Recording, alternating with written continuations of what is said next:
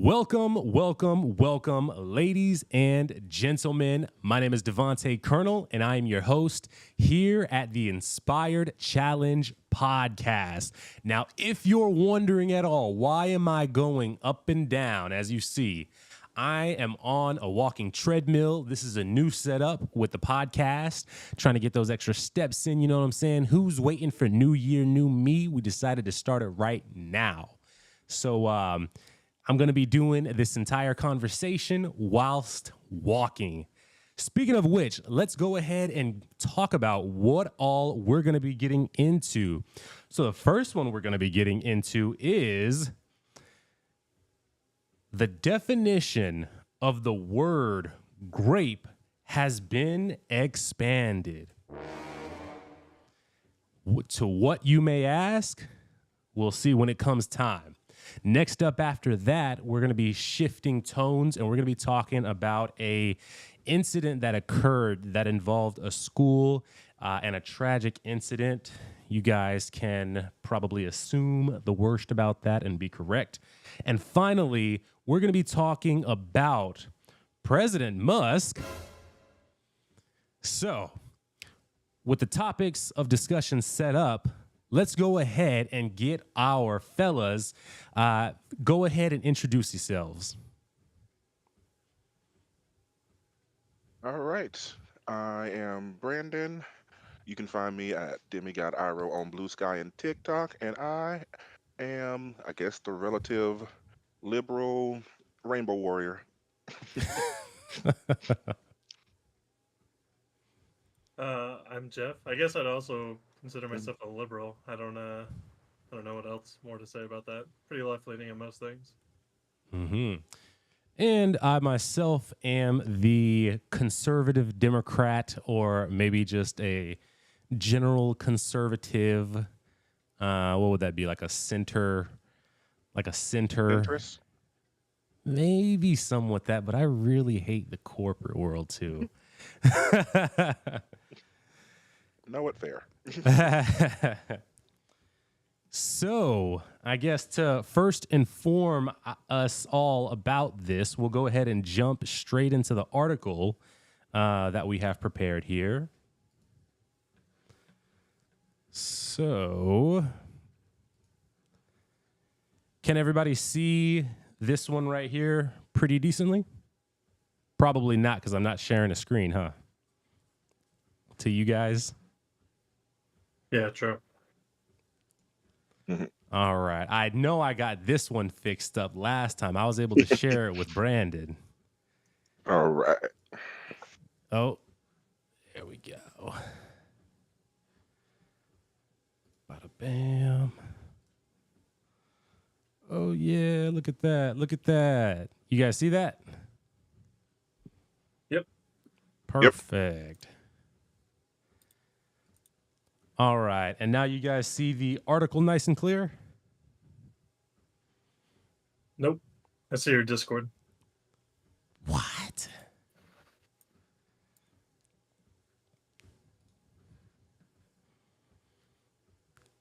Is there... Let's see. How do I get it to change, I guess, what it's sharing on the Discord? You hover over that little screen at the bottom left. So you see how there's the camera and then the screen at the bottom left. Click on the screen one. Share screen, and then go to change window. And then you can go to screens, I guess. Okay, I see. Well, yeah. Go back. And then at the top, you see, yeah. Huh. I don't understand why you only have an application and a screen. Yeah, right? Should have more stuff than that. I don't understand, but yeah. That's annoying. Okay. Well, I will do this here. Simple fix. Bada bam. I'm going to copy it, and I'm going to send it to you guys in our chat. Also, I know it's already there, but it's been a while. Okay. So I resent that article, and I'll go ahead and read it out for the audience as well. It says, New York will expand its legal definition of grape to include various forms of non-consensual sexual contact under a bill signed into law by Governor Kathy Hochul on Tuesday. The state's current limited definition was a factor in writer E. Jean Carroll's sexual abuse essay and defamation case against former President Donald Trump. The jury in the federal civil trial rejected the writer's claims last May that Trump had graped her in the 1990s, instead finding the former president responsible for a lesser degree of SA. The current law defines grape as vaginal penetration by a penis. The new law broadens the definition to include non-consensual backdoor, oral, and vaginal sexual contact. I should have put a disclaimer on this for any of my younger viewers. Hot dog. Viewer discretion advised. Trigger warning. That is viewer discretion advised. Hop out of here if you guys are too young to be listening to this on your 10-year-olds stalking these niche political sub-channels. All right. So, highlighting Carroll's case at a bill signing ceremony in Albany, the Democratic governor said the new definition will make it easier for grape victims to bring cases forward to prosecute perpetrators. The law will apply to SAs committed on or after September 4th. The problem is grape is very difficult to prosecute, Hochul said. Physical technicalities confuse jurors and humiliate survivors and create a legal gray area that defendants exploit. In Carroll's case against Trump, which stemmed from an encounter at a Manhattan luxury department store, the judge later said that the jury's decision was based on the narrow technical meaning of grape in New York penal law, and that in his analysis, the verdict did not mean that Carroll failed to prove that Mr. Trump graped her, as many people commonly understand the word grape. While various states define grape in different ways, every state criminalizes oral, backdoor, and vaginal sexual contact that is non-consensual, according to Sandy Johnson, a senior legislative policy counsel at Grape, Abuse, and Sibling Relations National Network. Holy smokes, this is a trying topic here. Prior to its new law, New York defined penetration of the vagina or other bodily orifices with anything other than a penis as SA rather than grape. Many other states continue to place unwanted oral or backdoor sexual contact in a category other than grape. Johnson said New York's new guidelines validate what has happened to survivors, calling a criminal sexual act anything other than grape kind of sanitizes it, she says.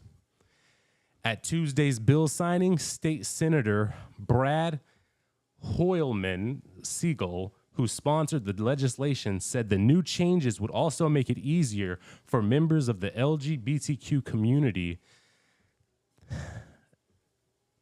to hold perpetrators of sex crimes accountable. We can't have our laws ignore the reality that so many New Yorkers, particularly LGBTQ New Yorkers, among others, have experienced, the Democrat said. Before today, get this ad out of here. Before today, many of those SAs wouldn't be able to be classified as grape in New York State, he said, but now we fixed that language. All right, so that is the article. Fellas, thoughts? Um, guess I go first. I think the change in the law is a good thing because it needs to be updated. Heck, under the old law, if somebody got assaulted in prison, the person who did it would just be slapped with SA instead of just grape. Yeah, I guess the only thing I'm really interested in is I think when most people hear the grape word, they have a certain emotional connotation to it, and I think it's is does this definition meet what everybody is going to be expecting when they hear it? Are people going to have backlash to this sort of definition? I don't see a big reason why they would, but I guess that'd be what I'd wonder about. Yeah.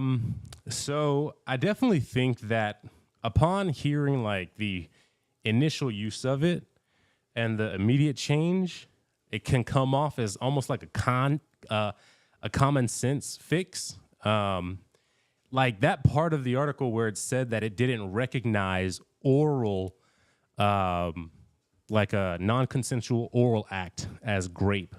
I thought that was insane.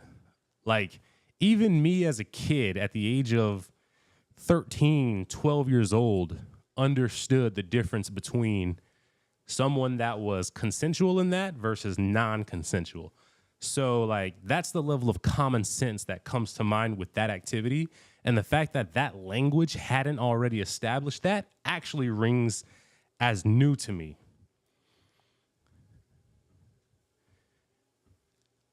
The other forms of it, I think, are so there's only one of them that I think actually holds its place as a fairly common sense one. And the other two, I can see how there was some misunderstanding of it. And those two that I mean are, and it's actually one that I just stated in the oral part. So while it's obvious that a non-consensual oral sexual act, meaning penis to oral, would clearly constitute a case of grape in, I think, most people's definition, and now legally. Um, this draws into question for me, what does it consider something like a surprise kiss? Because that is technically a sexual act. And if you go and you surprise kiss someone, does that now constitute grape? And also, when it comes to backdoor contact, non-consensual contact, does that constitute coming up to somebody, smacking their butt, and then running off? Is that now constituting grape as well? Those are some questions that I wonder. Yeah, no, I mean, I think that's a good question, a valid question. Um, I'd imagine they leave it up to the judges, right? Like most instances of this. Same with Romeo and Juliet laws. They sort of leave it up to judge discretion on a lot of the interpretation of the law. It's whether specifically written vaguely. Um, I don't know. Hmm. For the most part, it has to be all right. So going through we're going with Michigan law since each state defines everything differently. A surprise kiss does not constitute grape, but if the kiss was unwanted and forceful, it can be considered SA. That's what Michigan law says about it? Yep. Okay. Well, that's a helpful bit there because that may constitute precedence. I know that case law precedence is a big thing that people use in determining cases. I don't know how that works from state to state though. Like I don't know if like New York references Michigan state law or not. Maybe they do. I honestly have no idea. It really depends on honestly, how skilled the lawyer is. If they can find a precedent inside the United States, they can lean into it, but it's still up to judge discretion. Yeah, I guess it also matters the level at which there's argumentation being made. But then again, I think of channels like Audit the Audit. I don't know if you guys are familiar with that guy, with that channel. Yeah, very familiar. Okay. Um, Yep. Whenever he goes and he's explaining cases and how things were done, it seems like he makes it seem as though the lawyers are constantly referencing cases involving whether it's search and seizures, whether it's the amendment to remain silent. It seems like he's always referencing whether it's something involving Terry or um, whatever else the relevant statute may be that is not necessarily that specific state statute. Um, yeah, I don't know if you guys have any thoughts on that. All right. So, going to North Carolina, since again everybody does it a little differently, the assault may be physical or non-physical. Such assaults, such as grape, child grape, incest, and sexual harassment, count as sexual assault, sorry, as SA and grape, but fondling, kissing without permission are only SA. Okay. I will assume that the physical act is what crosses the line into grape. Mm, the physical act, as in involving penis. Involving any, I guess, penetration, whether it's fingers or anything else. Hmm. Yeah, I could see that. I could see that. But but there's no national standard, Hmm. so there's wiggle room depending on the state you're in. I saw Mm. some random website called AVVO, and it's a bunch of lawyers all answering like to each other about this very question. If you could cite state laws in other states, seems to be the general consensus that it's permissible, but it's only used as a persuasive argument. As in, if there's no other laws on the books for that state, people will use it as a persuasive argument, but it isn't legally binding for any reason there. And they said if you do already have precedent in your own state, citing a different state's law is typically considered bad form, because then you open yourself up to the other state's arguments that could contradict your case in different ways and stuff like that. So I guess that really does also come down to a skill of the lawyer thing, as mentioned before, as well. Pretty much. Like Trump's lawyer got him off. Well, let me phrase that. Trump's lawyer didn't show up to court, and Trump now has to pay a bunch of money. The At least from my point, the precedent for this popping back up into the news is the ABC just saying I'm not going to mess with it and just writing Trump a check, Hmm. Yeah. which in on my leftist opinion was super stupid, but the mainstream news seems to be determined to kiss the ring. Hmm. Yeah. I mean, I guess my takeaway from this is that it's similar to, I guess, the same level of awareness that people have to have if they're looking at wanting to do the good old Mary Jane Watson um, or some other activity.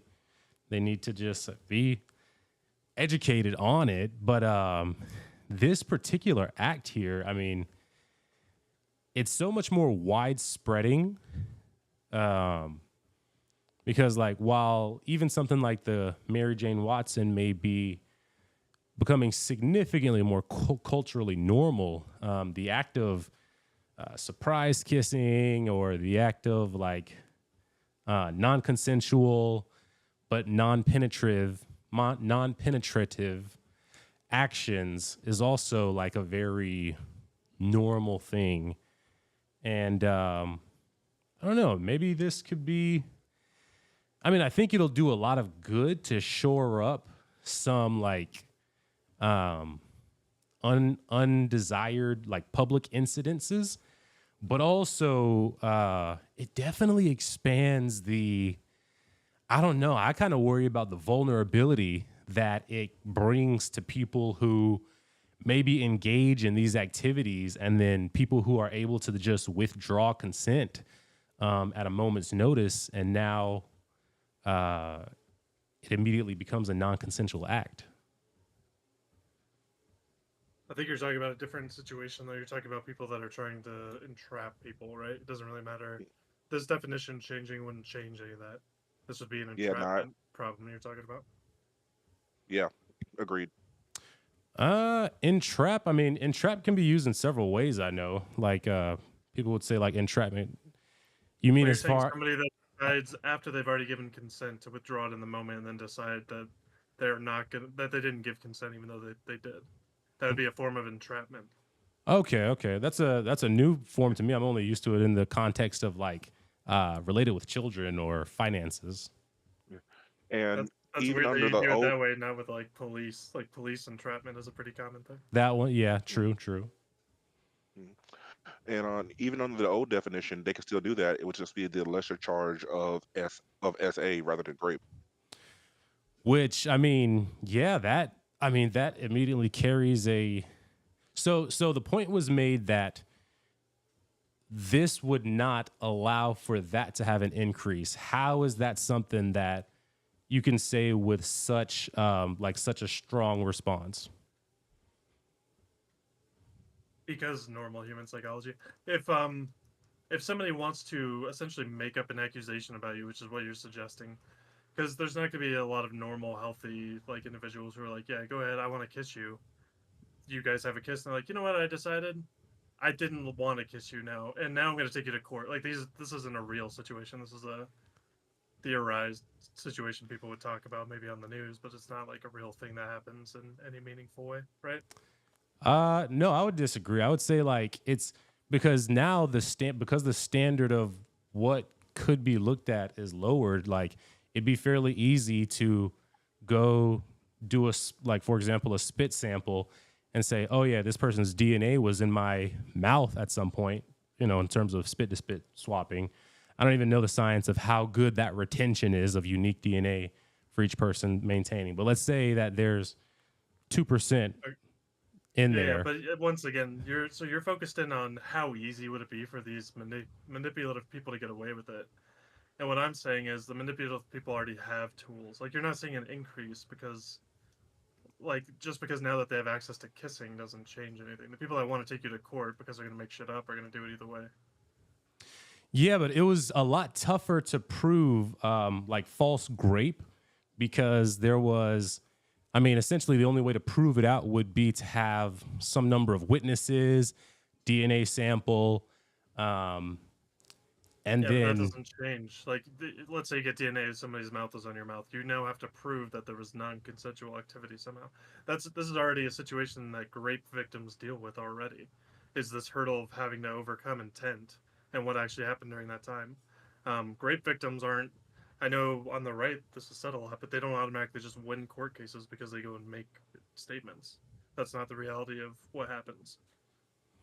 It's not, but just because they're not won doesn't mean that there isn't still damage done as a result of the accusation. Yeah, but once again, how does this change anything about that? If somebody wants to make an accusation of grape, they don't have, like, now that kissing is on the table, it's not like, oh, now I can do it. Like, they could just make up, like, they can make up other stuff if they wanted to. These aren't issues that are happening at a rapid rate. These are things that have been lied about in the media of how frequently they happen. I guess seeing the increasing numbers that have come out between both large cases and small cases alike, I see it as an increasing issue and not a I mean, as few and far in between as they may be, I do definitely see it as an increasing issue, not a an act of like I don't see the trends disappearing anymore. It definitely could be a thing of it's just being like brought up more, highlighted, like more instances of celebrities being caught in it. Um, I don't know. I think you're right that it's not like this like widespread issue, but I definitely think that the platform is there for it to become a growing issue. Yeah, but then the problem that you're talking about has to do with we haven't perfected society, right? Like, there's still platform to do any crime. That's why crime happens. I don't think that this changes much. You have to once again get into the psychology of how people act and what sort of people are drawn to be committing crimes. Um, if I want to buy the narrative that this definition changes anything in this realm, you have to sell me the idea that there's a bunch of people who just really want to commit false or rape accusations, but they can't because kissing's on the table. Like, I don't. This is such a niche subgroup that you'd be talking about. I mean, a lot of conversations about politics is incredibly sub niche, though. Yeah, but I'm talking about like a few hundred people, like at the most, you know.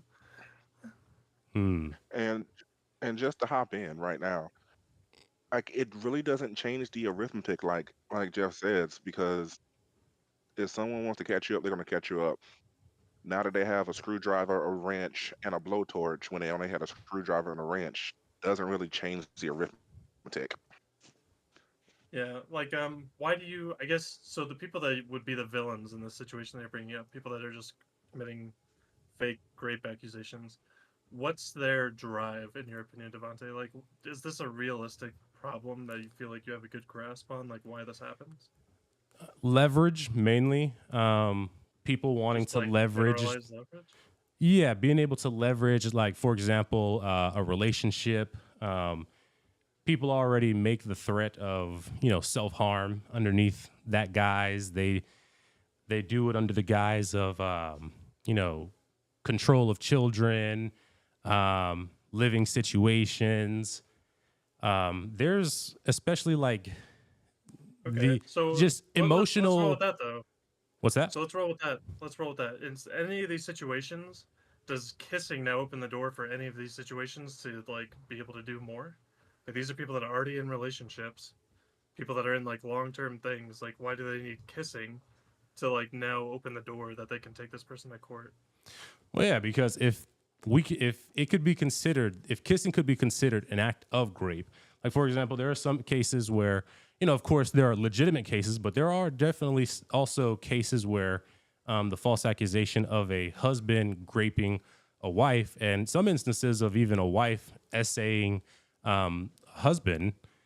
Now, instead of it having to get to that point, it's just a lot easier to be able to make that assertion.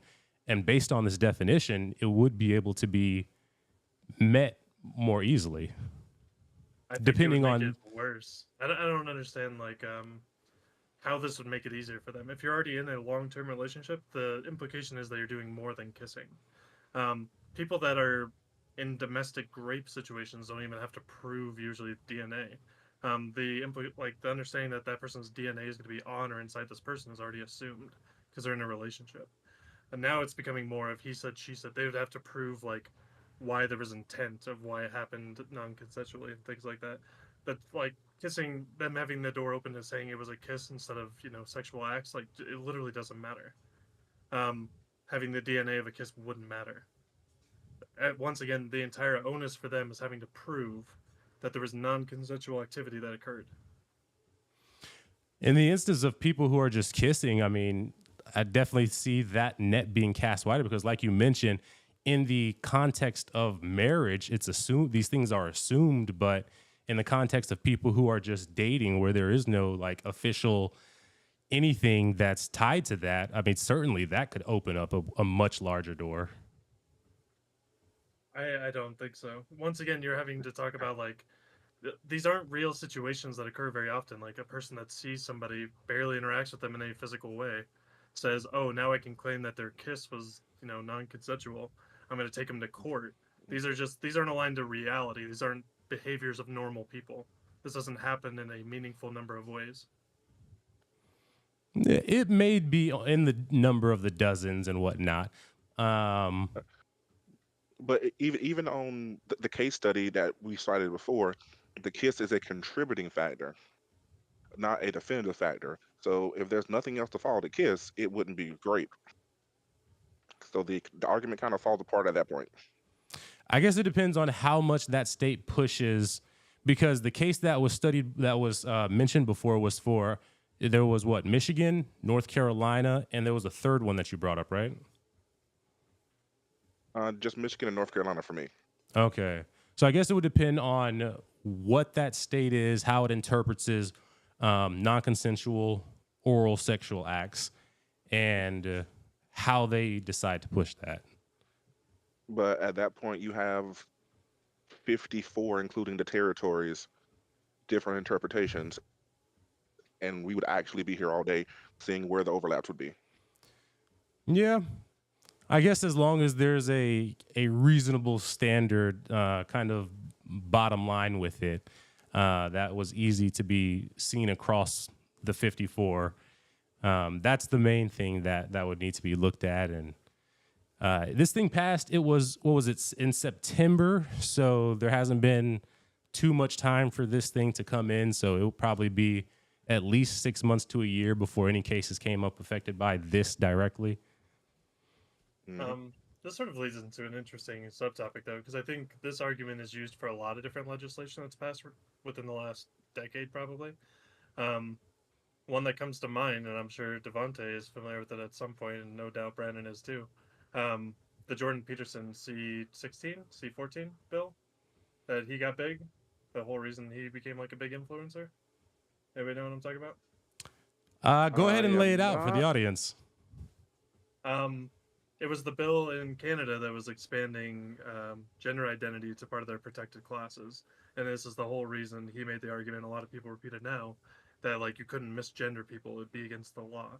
Supposedly, this was his big rise to fame. Was he went in front of their I don't know, their legislative body and argued with a bunch of lawyers saying it's unethical and you're stopping, you're condemning certain types of speech or something. I don't remember. But that people that were arguing against it were saying, well, you're looking into it too vaguely. You're not looking at it from a practical sense.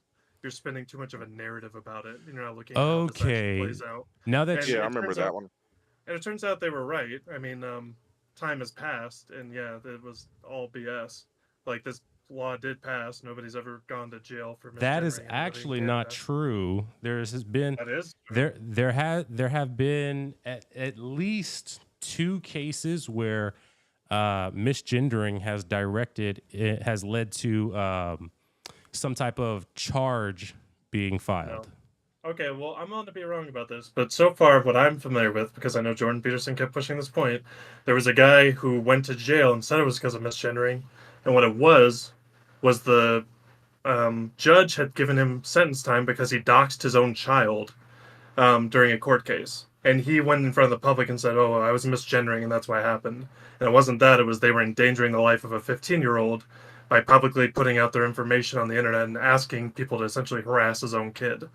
So I'm willing to bet one of those cases is that one that you're talking about. I don't know what the other one would be, and I'm totally assuming. I could be wrong, but I'm willing to put money that's where I know what that we're about to talk about. there was a woman who noticed someone that was a trans woman going in, and she said something about it and ended up getting I don't know if she was detained, arrested, but I mean, it would have to be arrested if she was charged with it. But that was one case that I found. Let me see if I can find that really quickly.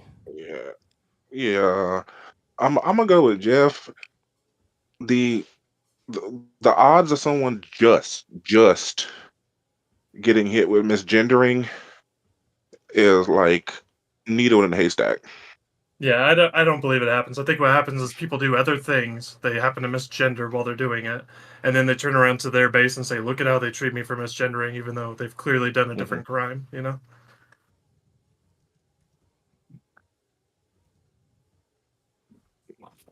because you can get slapped with misgendering in addition to harassment. Yeah, because even As the thing that you were starting to say, even without knowing any details, you were like, "Yeah, she saw her going into a restroom and blah blah." It's like it sounds like there's already something else here, like not just she saw a trans person and yelled the wrong gender at them, you know? yeah, And we're gonna eliminate all instances of like schools and any lawsuits that come up there for misgenderings, right? Are we talking about like schools that do stuff internally with their own staff for misgendering? Like if they hold a professional ethic, whatever, and they say you're not allowed to misgender? So we're talking about? I would say any instance of misgendering within school, because the case made by Jordan Peterson was mm, that the act of misgendering will lead to criminal charges being filed.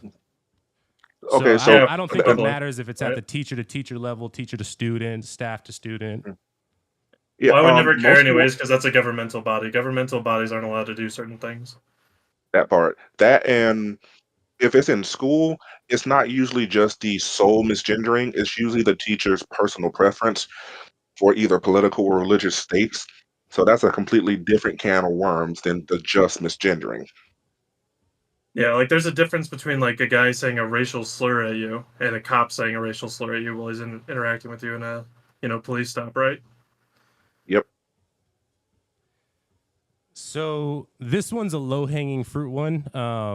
So I'll give that one here, but there's an instance the BBC covered it. It says there's a Christian man who was found guilty of harassing a transgender woman by calling her a man and gentleman, has had his conviction quashed. So this was something that happened in June of 2021, and he was given a 12-month community order with 80 hours unpaid work. In 2022, the conviction was overturned at Leeds Magistrates Court, which heard there was no evidence he meant to harass her. Mhm. Mhm. So that's So BBC, anyways. So I mean, that's not even Canada. yeah, that's not Canada. And even in that one, the original the original one said that he repeatedly did it. If if I poke you one time with my finger, that might be okay. If I poke you 27 times, that's assault. Mm, Yeah, it- I mean, either way, I'm gonna just focus on the fact that we're talking about the C-14, C-16 bill in effect, and like that you're talking about a True. different country. Like it just doesn't matter. It's an irrelevant thing. No, what fair? is it? Well, it was Uh, covered by the BBC. Does that necessarily mean that it happened in another country? So the Because Leeds uh, preacher, they Leeds is can. a place within Britain. Yeah, Is it? yeah, Oh, Leeds is in Britain. okay. Go Jeff in geography. yep. I wouldn't have But got that one. yeah, I'm just like that's what I'm talking about though. Like, there's a lot of this because I know why you think this. It's not because like you are misremembering anything. Like these stories get pushed in these spaces a lot, even though obviously like this is a bullshit one. This didn't take place in Canada. I've heard about this story before. That's why I know about it. Like these are fake news stories to push a narrative to sort of confuse people about what's actually happening.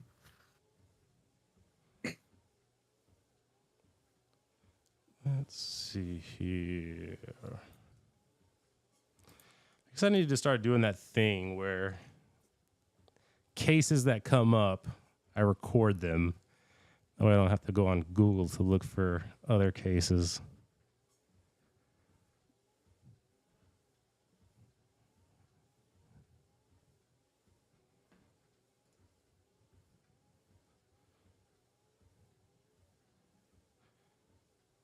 Okay, so right now I'm having trouble finding the cases that I was talking about.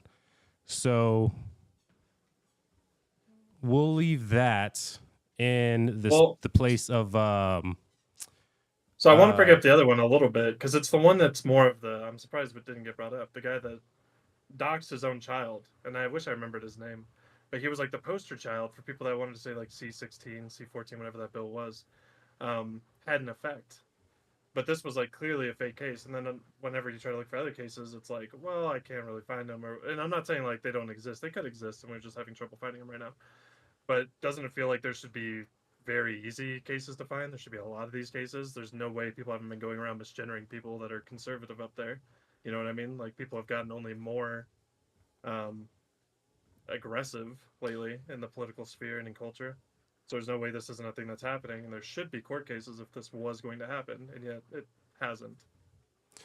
Well, it could just be a user error thing. If you don't know exactly the instance of it happening, they can, because, remember, Google works off of basically SEO and keyword titles and all of that. So you can put in something for one thing and end up getting articles about, like police investigations where misgenderings happen. Like I found a few of those up. No. This isn't a Google thing. The people that want to push this narrative would present you with the evidence if they had it. You would be well informed about it if it was a thing. Well, that's where it comes to the Yeah. recording of the evidence, like I said, because it's one thing to consume it, but it's another thing to record it and be able to pull it back up. So you're talking about a retention and a recall ability versus just evidence existing, period of it. Yeah, what I'm talking about is if it was a real thing, they would constantly push it in front of you to show it to you. They would want you to know. That's how the media works. Whenever they have an actual thing that works, they push it in front of you. This has negative effects too. This is why people will talk about things like the BLM's movement prior to all the riots and stuff. Did they even truly understand how often police were shooting like unarmed black men, right? Because when people actually looked into the number and looked at how many times it was happening a year, it was much lower than a lot of people thought. So, like reverse wise, on the conservative side, they do similar things with, you know, how many people heard a story about like there's cat litter in classrooms, and yet this is not one documented case has ever been shown of this ever. This was a gossip that circulated in the space that wasn't real. Sure, a cat litter incident. I mean, I've heard no cases of that. But I think that's categorically different than these cases of whether you look at like BLM instances or transgender instances. Well, okay, well then we'll just say the transgender people getting arrested for misgendering. It would be a similar folklore on the right. This doesn't happen. If you can, it'd be like scrap cases, like a few handfuls, where it's never like the person just misgendered somebody. It would be like they doxed their child and they also misgendered them, and they chose to present it as a misgendering thing to their base. Yeah, it'll be interesting to go back afterwards on and this and research.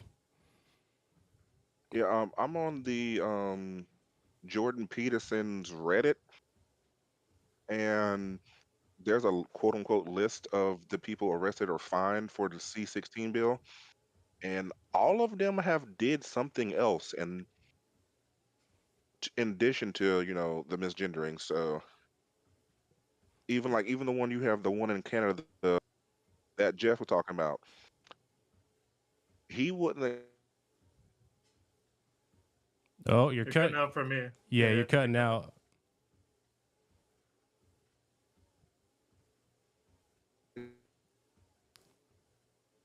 I think your signal is struggling right now.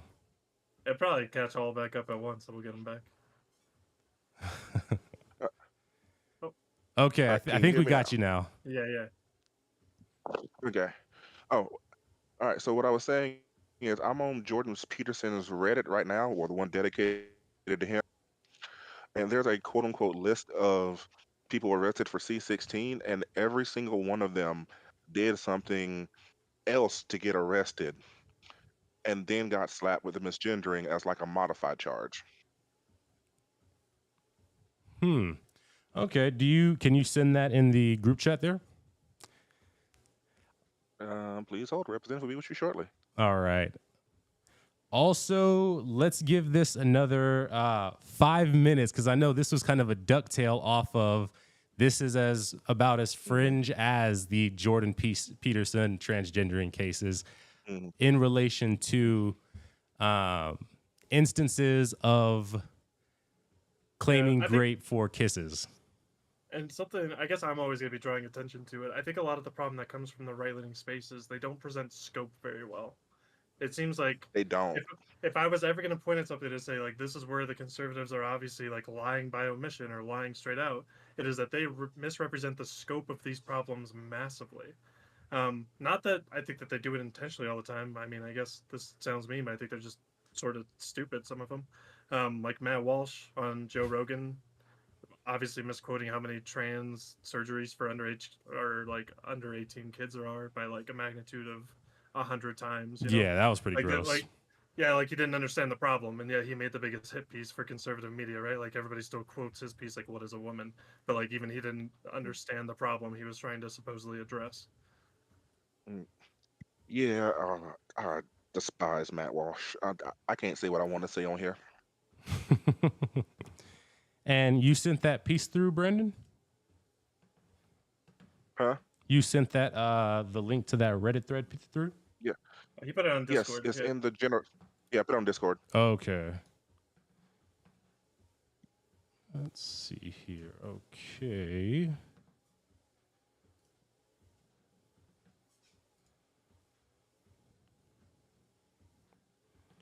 All right. And I believe that the audience, let me switch over to the screen sharing camera.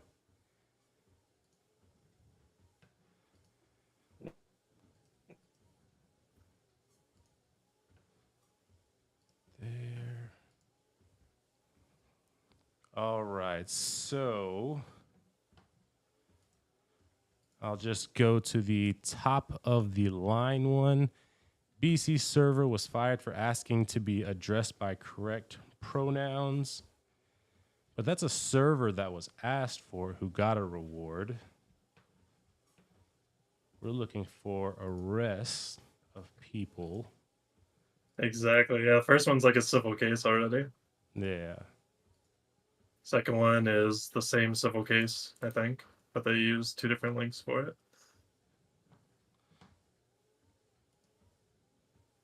I'm looking at the third one now. Trans non-binary server awarded. So there's a third one there. Maybe the same case too. I think it was the same amount. Let's look at number 4. Legal Yeah. dispute between trans child and father takes new turn over freedom of expression. Is that the one you've been referencing, Brandon? Yep. Me and Jeff. Okay. And then a bunch of them are just like the same link, like to the same stories. I don't Yeah. understand why they do that. So it's like 2 stories. One's a civil dispute, and one's about a guy who, you know, Dang, not gonna lie, this thread is crashing out. Okay, yeah, and these, I mean, I'm scrolling down more because, like you guys said, it looks like a lot of them was the same, and these are not like the most convincing cases here. but I mean, if you find There one, I aren't mean, really. yeah, I don't think that there are many. I'm open to being like wrong. If there's like 5 or 6 cases out there where it's like, yeah, this person probably shouldn't have been arrested, then you know what? You're right. They shouldn't have been arrested, and I hope that they got money for winning a case. You know, whatever bullshit.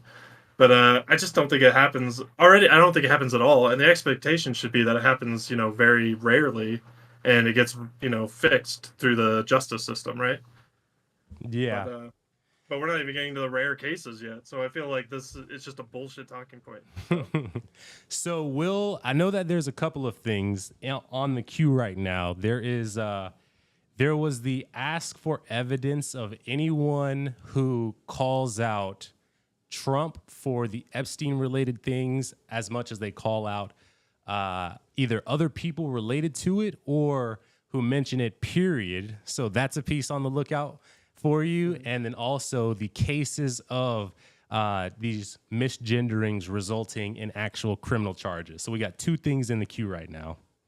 Hell yeah. I mean, I appreciate it. If you got any queue items, I'll pick them up. But... Yeah. Run it up. All right, good stuff. So I think we've spent a good little bit on that. Was there anything else related directly back to the original concept of this expansion of the definition of grape that you guys wanted to touch on as pertinent points? Nope, I got nothing. Yeah, I guess the only thing else that it connects to is like the Trump case that it's related to, because I have no idea. I think it's connected to the ABC settlement somehow or something. But I'm not even that interested in that, to be honest with you. I'm more interested in the like cultural conversations about what's happening. Yeah, that's definitely going to be one that I'm on the lookout for because, yeah, man, I hear about all kinds of men's horror stories in all kinds of instances. So, and I do follow up with those. So like, and that's fair, and I do think that happens and needs to be talked about. I think that space has to exist, you know. Mm-hmm. But at the same time, like, I don't want it to be all the people who get to just make shit up, like the people who are just unironically anti-woman, just making shit up and coming in. For Get sure. to, There's like, definitely that yeah, crowd that attaches themselves to it. yeah, and they're loud, right? Like, they like to take over the conversation as much as possible, no matter how much of a minority they are, because like they're little horrible, wretched people in the first place. So. All right. So I'm gonna go ahead and move us into our Nick went for Nick. Oh. I also like to yell his name. Yes.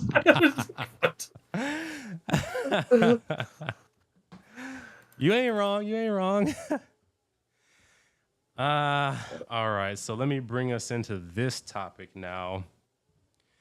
So for this portion of conversation, we're going to be discussing a school incident, a tragic school shooting where 2 students died.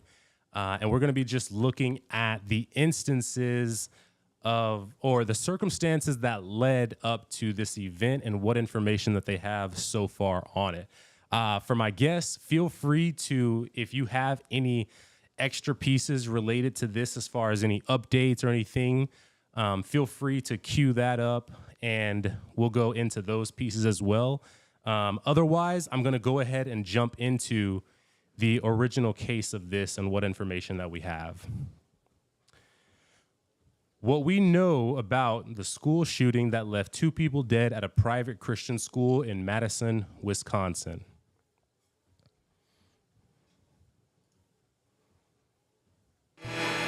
Not yet. Give your hum.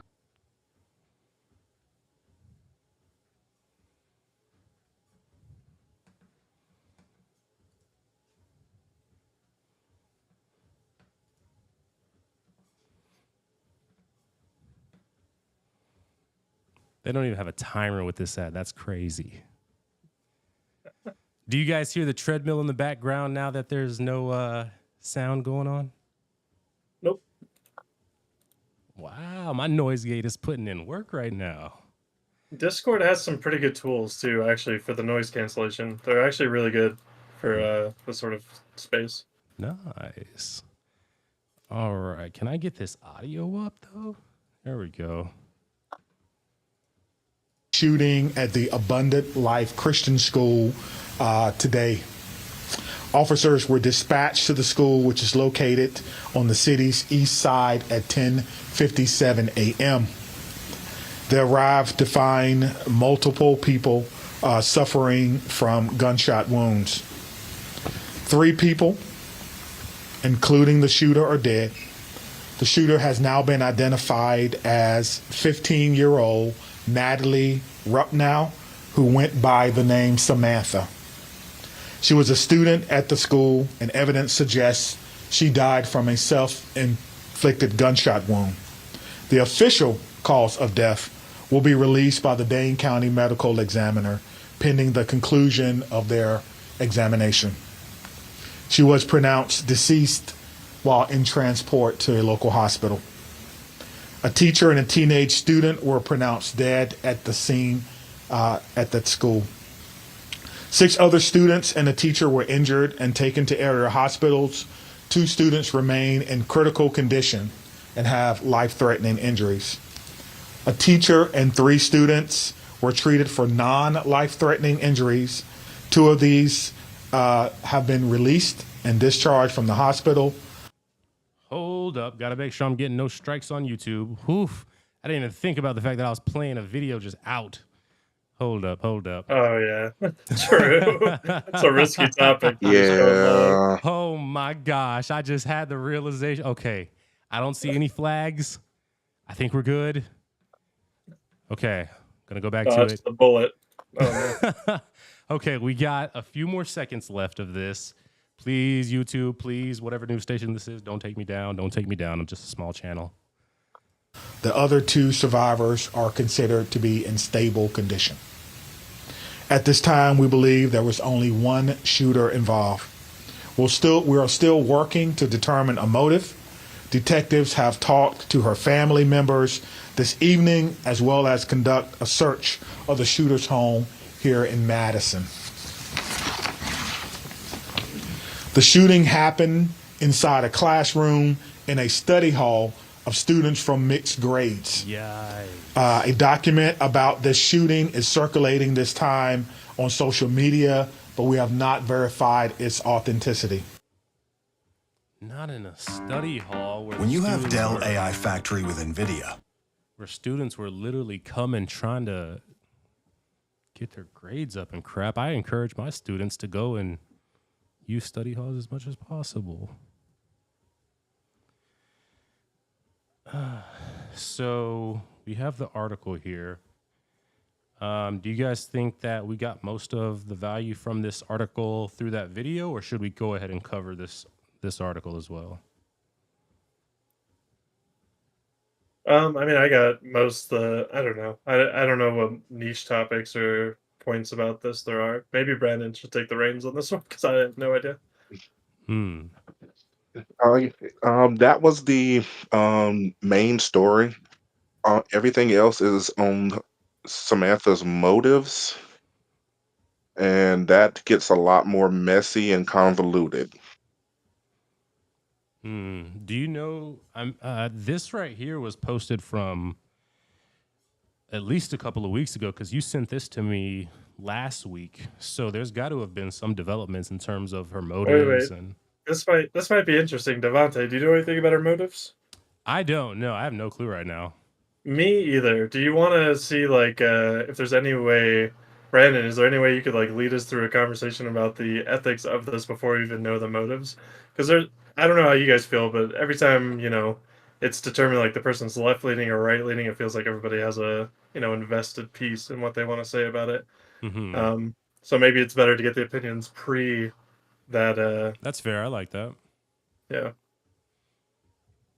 But I wonder, so Brandon, is there like what sort of things do you think are important for us to focus on, like having looked into it? Just on the general, what would drive a 15-year-old to operandi, like general thread whenever something like this happens? Okay. But from what I've been able to piece together over the last week or so, not only did she have a bad family life, she kind of fell into this, well, this video is already going to be kind of spicy. The femcell category. hmm And so interesting. Okay. I don't know anything about Uh, this like movement. What are the big points of the femcell movement? Bruv. It is oh, the you furthest poor summer child. for the furthest end of feminism gone all the way. Basically, it states that men are useless. They're barely even good for uh, um, providing anymore. And really, it'd be better off if men were not even around, if they were only used and cultivated for their Okay. reproductive uses. So Yeah. let me take a wild guess. So some of the stereotypes are going to obviously be. I feel like I can say this because I'm of the heavier persuasion. They're usually going to be Mm. heavier, probably not as attractive. These are going to be the general things we would expect. I would assume. I only bring these up because these are the biases I see a lot of people zone in on social media. So Ac- yeah, actually, not that side of femcell. really okay. So not like the I can't get a man, therefore I hate men like thing. No. More like the neo smotsy, um, the loving of mass bang bangs. Okay, like orgies or what? But they hate men. No, No. no, the ones that involve gunpowder. Yes. Oh, I'm bombs? trying to Like sanitize what as the much as hell is possible. happening? I appreciate you, I Brandon. Man, I feel so out of the loop. I'm just gonna try to sit back and hope I pick something up here. Holy. Yeah, Uh, like she was. Go Yeah, ahead. she was more like, I hate to say it, like on the femcell Nick Fuentes side of white makes right, quote unquote Oh. white. Oh, some more. My bad. I was thinking of an alt left movement, not an alt right movement. like sort of thing. No, like she hated. Again, from what they've been able to piece together from phone records and her conversations and social media. Um, neo Smotsies, mass bang bangs, a distaste for interracial mixings, and a love of the people from the mountains of Caucasus. I'm trying. I'm trying so hard. My people's homeland, okay? You can say it. I'll give you, it's our word, but you can say it. This man said the mountains of the Caucasus. The mountains of the Caucasus is pretty iconic. Oh my goodness. I'm trying to synthesize so hard with this. So You know what? I don't even think it's bad. I think that sounds sick. The mountains of the Caucasus. Like a Caucasian person wouldn't want to do like as a mountain man, you know? So my immediate thoughts coming off of this is that the last time that there was an incident involving a Christian school, details were very slow to come out. Mm-hmm. And also, the immediate politicization as far as using this for one purpose or another, as far as two-way rights and things to do with gun reform were immediately pushed out. But, I mean, the fact that it was, before going into some of the stuff you looked in, I immediately said, oh, this is a Christian school, so this person must be, they must have a hatred for some reason, specifically of Christians, for the fact that it would be targeting that. And so when you go and you read out the part of hates neo-schmatzis, it pretty much confirms it on that end. No. She does not hate neo-Smotsies. She loves neo-Smotsies. She was interested in neo-Smotsies. She was interested in neo-schmatzis. Mm-hmm. Hot dog. This is a weird case. So we have a 15, 14, depending on where you get your Caucasian female who loves neo-Smotsies, has a Tumblr stream of mass bang bangs, and does not like interracial people or interracial couplings. And honestly, that might be why this one isn't getting a lot of traction as the other ones did. Because if you watch some of the press conferences that they had to damn near eject a lot of reporters from the right wings because they kept trying to say, since old girl was named Natalia or Natalie, but went by Samantha, they were transgender and try to loop it into transgender people are evil. And then the town council and the sheriffs and everybody else was like, please shut up. That's not the narrative. Stop it. Stop trying to make this into something that people's kids are dead and people's families are dead. Wait, was she transgender? Nope, she was a cisgendered Caucasian female. So it was just like totally a narrative spin, like attempt. They were trying to spin it since she went by two different names.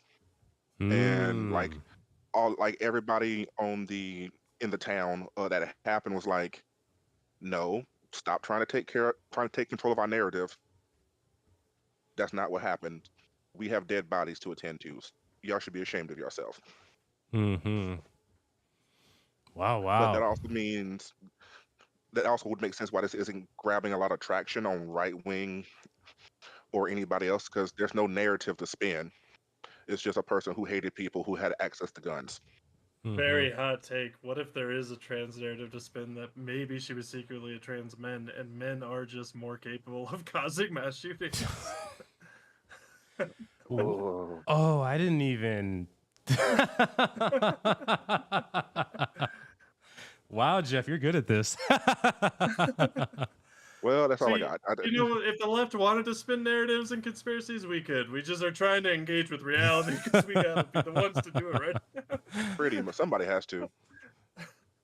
I mean, you gotta we came up with 9/11. Remember that, all right? Even you guys still believe in, for the most part.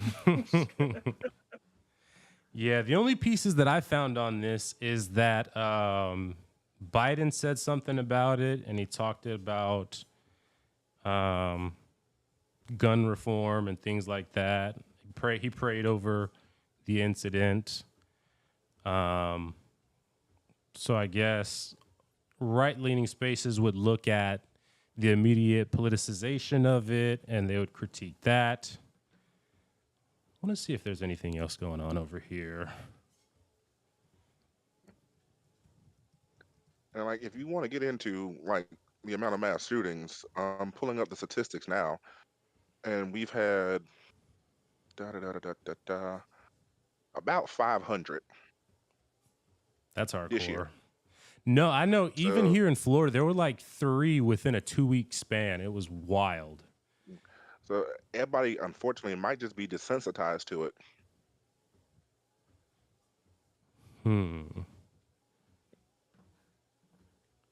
There's a YouTube video here about some details emerging, but I don't know how. Oh, it looks like there was another guy, Alexander Paferdov, that they arrested because she was talking with him, and he had a plan to blow himself up at a governmental building. Oh, wow. So she was in a network of these people. Yeah, this was Honestly, like if this is like an all right thing, this would be like a 4chan like suicide bombing cult thing, but one of them actually did it, and the other ones are like, oh fuck, I just talked to big game, probably would be my assumption. Oh, wow. yeah. I'm trying to find it now, and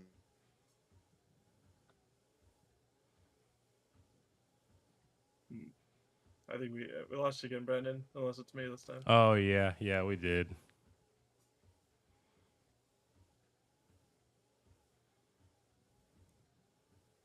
How do you feel this is going, Devontae? Do you feel this? Is your heart racing from the treadmill or the conversation? I'll tell you what, I am definitely picking up please, some YouTube, do heat. not eat. Okay. The YouTube is still up right now, guys, so it looks like we are safe for You know now. what? If you get taken down, that just they could cancel you. You're getting canceled for talking about the truth. All right. I can die on that hill. Oh, don't say die. All right, you might get flagged. Holy Yikes shit. for facts. Oh man. You were saying something, Brandon. It sounded like you had some other stuff. Do we have him back? Oh man. It sounded like he came back, but then it sounded like he Oh. glitched out. Oh, There we go. Okay, cool, awesome. So there's this unofficial quote unquote manifesto that's going around. You mind sending that It to hasn't me been so I can confirmed by the screen? authorities. You mind putting it in the Discord and Yeah. I can screen? Yep, give me 1 second.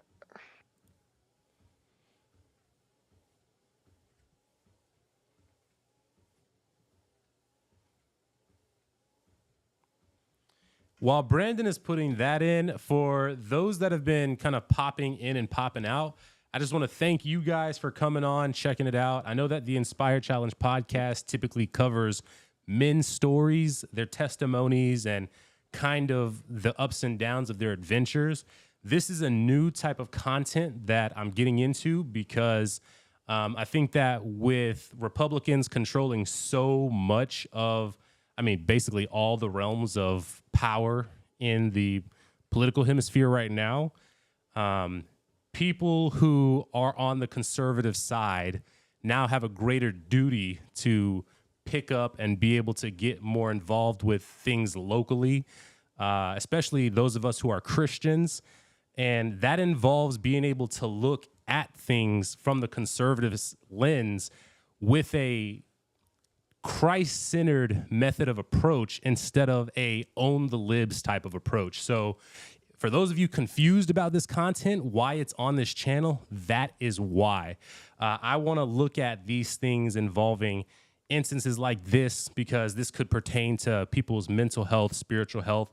The case involving the expansion of the definition of grape because of the implications that could have for young men, maybe some securities or some methods of prevention to set up for themselves. We know that there has been a normalization of the sexualization of everybody. And so this is just something that I thought would be a good thing to point out, that just because it's becoming a more normalized thing doesn't mean that everybody should indulge in it, especially with definitions becoming expanded. Better to be safe than sorry any day of the week. I've been getting back into running, and one thing being learned with running is that it's not about going 150% and busting all of your energy out and getting shin splints. Every time you run, you want to leave something in the tank. You want to leave yourself excited for the next run. You don't want to push the max limit of what you can do, because that's how you end up catching an injury, and the rates of injury for running are high.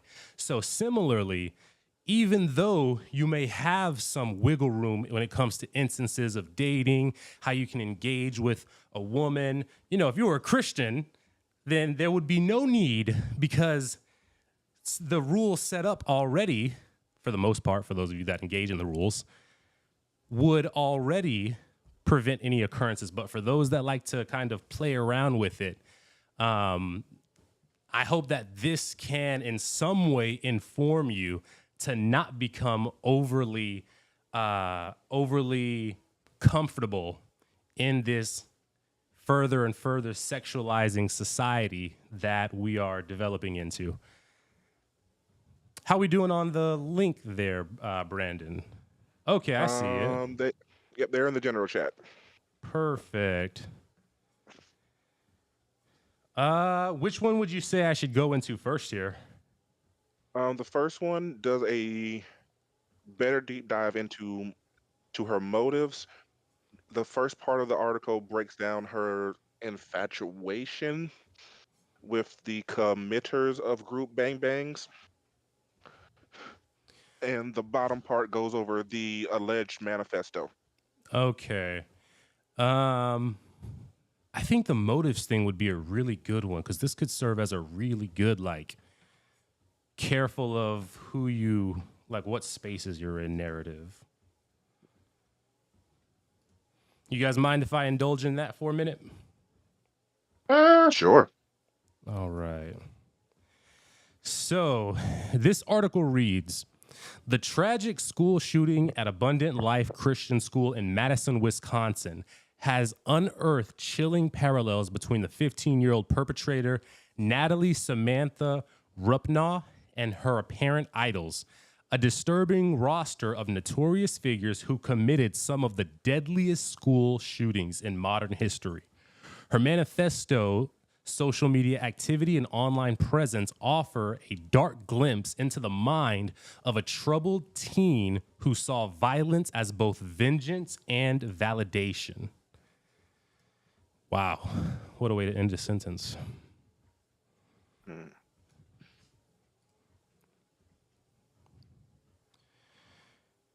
Eric Harris and Dylan Kibbled were the perpetrators of the Columbine High School massacre on April 20th, 1999 in Littleton, Colorado. They killed 13 people and injured 24 others before taking their own lives. Harris was known for his methodical, calculated personality, and his writings often depicted a deep disdain for society and humanity, referring to people as a disease. Kibbled, by contrast, was described as more introverted, harboring deep feelings of depression and self-loathing. Together, they meticulously plan the attack, which they see as both revenge and a way to achieve infamy. Wow. So, the commonality here... Which they did. Yeah. And even just in the language, as far as looking at people as disease, it certainly goes back to other figures that I can think of that have looked at people as either just organisms to be snuffed out, a disease on the planet.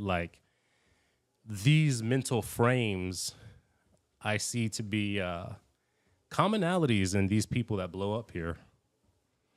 Hmm. Runpaw's fascination with Harris was apparent in her social media posts, which mirrored his misanthropy and obsession with retribution. Okay. She often echoed Harris' sentiment of viewing society as corrupt or hypocritical. Like Harris, Runpaw wrote extensively about her feelings of alienation and a desire to punish the world for its perceived wrongs. Wow, wow, wow. And you guys feel free to engage with anything as I kind of go on some of these monologues. So this is an element that I look at and I just say, man, I think most people think that humans are some type of like disease on the planet, but the big difference here is like seeing them as a disease and then seeing that there's some need of retribution. Like we look at a figure like the Mustache Man. The Mustache Man looked at a certain group of people as a disease and thought that there was retribution to be taken. We look at people like, I think it was Charles Manson, and he also had a basically a purview. I believe he was like someone that hailed with evolution and thought that there were some people that were more worthy of life and some people that who should just be wiped out. And That's less evolution and more just dominance. That's Darwinism. like There we when, go. Darwinism. Well, no, no, it's eugenics. no, Eugenicsism. yeah, that's eugenics. That's not Darwinism. Yeah, which I can understand why somebody who's against Darwinism could connect those and say that, well, if everybody can naturally evolve, you make arguments that you could create like better people, right? Like that's, Yeah. So they're connecting it to Darwinism in their own way. But I mean, it's not a. But It's Darwinism doesn't say that. Darwinism is just saying that there is a process that's happening. It doesn't make any moral statements about what you're supposed to be doing with that information. Yeah. and Darwinism and eugenics are often in competition, not alignment. Eugenics is usually more of a like when the Europeans went over to Africa and started doing skull measurements to say that the Africans were less intelligent because they had smaller or wider skulls. And then, the information was contradictory, and then they completely flipped the script and said, all right, oh, we was wrong, but now we're right. Eugenics is usually tied to a domination. So Darwinism is just straight I just facts. looked it up. Charles Manson, 100% was an evolutionist. Yeah. No, go ahead. Oh, Look he it could up. be. He There's could be. I have no idea. there's I was multiple just- pieces you can find immediately on it. Oh, Yeah. I thought we were talking about Hitler. My bad. Give me 1 second. Manson. No. I know. We know what he was about now. Yeah. Oh, okay. Okay, so let me see. Was he an actual evolutionist or just used it? Yeah. Let me see. So Because like, Well, I'll you say can hot say take. that. I'll say hot take. He could have been it doesn't matter. He could be a Darwinist and just be an extremist, right? Like just like there's Christians that can be extremists, right? That's fair. 100%. Oh yeah. I don't even see any reason to like argue like against it. Like that's why I'm saying like I think eugenics is a bastardized form of, like he could be a version of it. He's just like an extremist, like whatever. Mm-hmm. Yeah. And I mean, to the point of like with extreme Christians, this is why, like, for me, I look at people being able to take hold of a creed and being able to really look at that creed for the objective truth of what it's about and not for their interpretation or their own feeling or coming off of what it's about. Because when people start to look at things from their interpretation and their interpretation is skewed by all of these negative factors, these thoughts of humans being diseases and revenge and retribution being tied into these things. I mean, for me, for one, that's why I love the Bible, because the Bible says all of those things you are supposed to kill in your heart. Don't even go to sleep with the anger in your heart. Vengeance is for the Lord only. And so this type of action here is something that I think could be largely avoided in modern society by picking up a Christian faith. I will go equal and opposite and say that having a creed or a mantra of anything can help you guide. Because there's an old saying down here in the South: if either you stand for something or you'll fall for anything.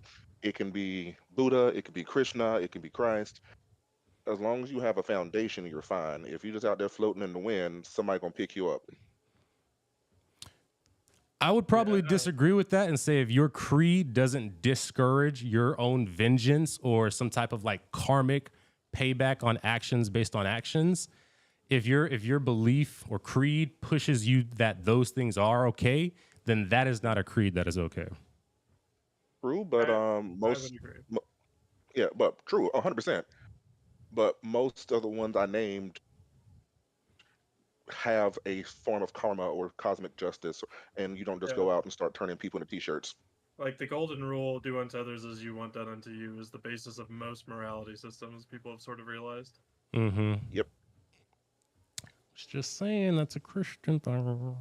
Well, it's also Christian, but it's everybody. It's everybody's thing. Like, Yeah, you it's guys everybody think it's now. special, but, like, you're not Everybody in really. And civilized society. you forget that Hinduism predates Christianity by at least 2K, Yeah, like and they were doing it China's first. been doing fine as a society, and they've like Christianity is a prevalent, but not like it hasn't been a big thing in their culture.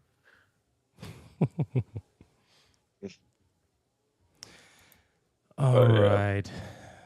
What else did we have from this article here? Yeah. If you want to go down to the very bottom, because the first part is just the different mass bang bang people. Okay. If you go down to the part that says the manifesto, the war against humanity. Here we go. Yeah, that's good. So, Rupnaw's alleged manifesto, War Against Humanity, serves as a chilling blueprint of her motivations and ideology. It reflects themes drawn from these shooters while also providing a deeply personal insight into her psyche. Hatred for society.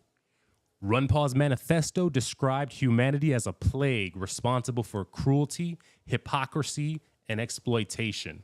She criticized societal norms, calling them false morality that perpetuated inequality and suffering. These themes echo the rhetoric of Harris Kibble and Ovanen, all of who viewed their actions as a form of retribution against an indifferent world. Like Harris and Cruz, Rupnaw sought to assert control in a life she perceived as powerless. Her writings repeatedly emphasize the need to be remembered. If the world doesn't care that I exist, it will care when I don't. The need for recognition mirrors the motivation of many mass shooters who see violence as their only path to significance. Woo! Oh, fellas, I gotta go in on this one here. But before you start, I have a little piece to put on top of that. Go ahead. Okay. Um, Honestly, that's kind of the equal and opposite of most of human. Where you're talking about the Greeks who thought that you could only be remembered if your family and history remembered your name. Going on the dark side of that path kind of leads you to where she and where the other people were, where I will carve my name into history either through fame or infamy. Mm-hmm. Yeah. It definitely any of that mindset of like I need to be remembered for something. I mean, and this is a completely different case, but this is also relevant in the case of Lily Phillips, for example, the woman who took on 101 men in a day, seeking to do 1,000 come February. her desire is the exact same thing for a different nature. And I look at these people who are seeking significance, these people who are seeking to be remembered in some way. And I mean, it makes sense because everybody wants to be thought of, remembered, loved in some way. Oh, my goodness. Sorry about that. And when people reject any type of religious concept of that, it can turn to these extreme measures people look to. And this is relevant even on a regular societal norm issue. People that are in the hood want to be known as like the person who owns the block. People in sports want to be known as like the best player in this position or have their number sanctified for them, like how Michael Jordan has it. Like there's all these different ways that people look to attach meaning. And, again, I have to go back on to, if you want some type of significance, if you want some type of meaning to be remembered by people, the best way to do that is to have a servant heart where you go out and you do things that are good upon others. You're with the weak when they're hurting. You have some type of prayer that you can offer for those around you.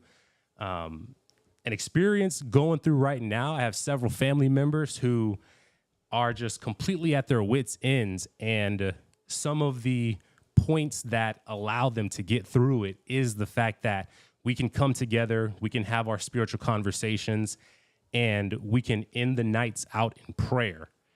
And those simple things, according to them, is the difference between them receding into their previous lifestyles versus continuing to strive for another day, another week, another month.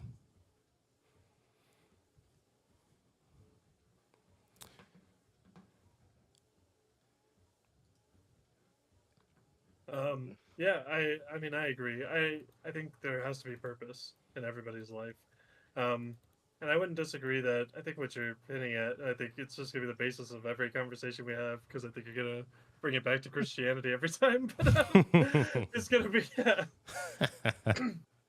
these moral standards. I agree with you. I think that they're good that Christians have them. And I think for some people it'd be good if they were Christian. But I also think it's good for the culture outside to take from Christianity what's good. I think like being a generally good person, You mean as like a cultural Christian? That's becoming a popular term. Yeah, like we should be, if we're pulling from every culture, like why not also pull from Christianity? I think there was a rebellious stage where everything that was associated with like what, pre-America was, like white culture, Christianity, like blah, blah, blah, like everything that got pushed. Which is some of the biggest hogwash that people have been lied about. Oh my goodness. Yeah, well, there's a reason why it's the thing that got rebelled against. Like, it's the reason it's the face of, But I agree though too that some of it's been overly rebelled against. Some of like the moral standards or whatever are probably pretty good for people. And I'm talking about even the basis of it just being like the white people's religion type deal. Like even that's a load of hogwash. It is. It was a brown person's religion, and then it got commandeered. But that's a completely different podcast. It is episode. a whole different podcast. But like you said, it was a brown person's religion, and then. Yeah, but do we agree at least that like the main face of the religion at the time it was being rebelled against was primarily white people that had the religion? Like it made sense why they. Oh, yeah, no. That Oh, way, no, right? 100%. Oh, yeah, of course that. 100%. Yeah, I think that's the only point that really matters. I don't think it matters, like, if it was, like, the reason they rebelled about, like, it's not hogwash. Like, it obviously was a white person religion at the time. It's how the association... It was used by white people at the time. It was never a white person religion. Listen, we do what we gotta do, all right? We wanted it, we got it. We got it, we got out. Things change, okay? Now we can take on spicy food. We've gotten stronger, right? Yeah. Been sleeping on us. Oh man. Let's see here. It looks like the rest of this piece with her it continues to discuss her look at things in terms of a desire for power, recognition, a feeling of alienation, desire for revenge, and her nihilistic despair. Yeah. all of these things, man. I mean, I'm just gonna keep going full bore in it because I don't think an atheistic approach like gives anything in response to this. Between looking at the Um, what's up? I said, I said, finish your thing. I'm gonna disagree because I always do. Yeah, like if you're a person that is purely looking at things based on the facts, like, yeah, humans look like a parasite to everything. You look at everything involving even global warming, right? If that's a worldview that you subscribe to, that is easily the biggest case for the parasitism of humans. You look at doggone humans' rates of mental anguish right now. Trying to real hard to pretty that up as well. You look at the patterns of behavior, of destructive behavior that people are going down. Like, there's no question that the easiest conclusion is that people are parasites. No, I disagree. I'll let Brandon go first, but I also want to get in on this after him. All right, cool.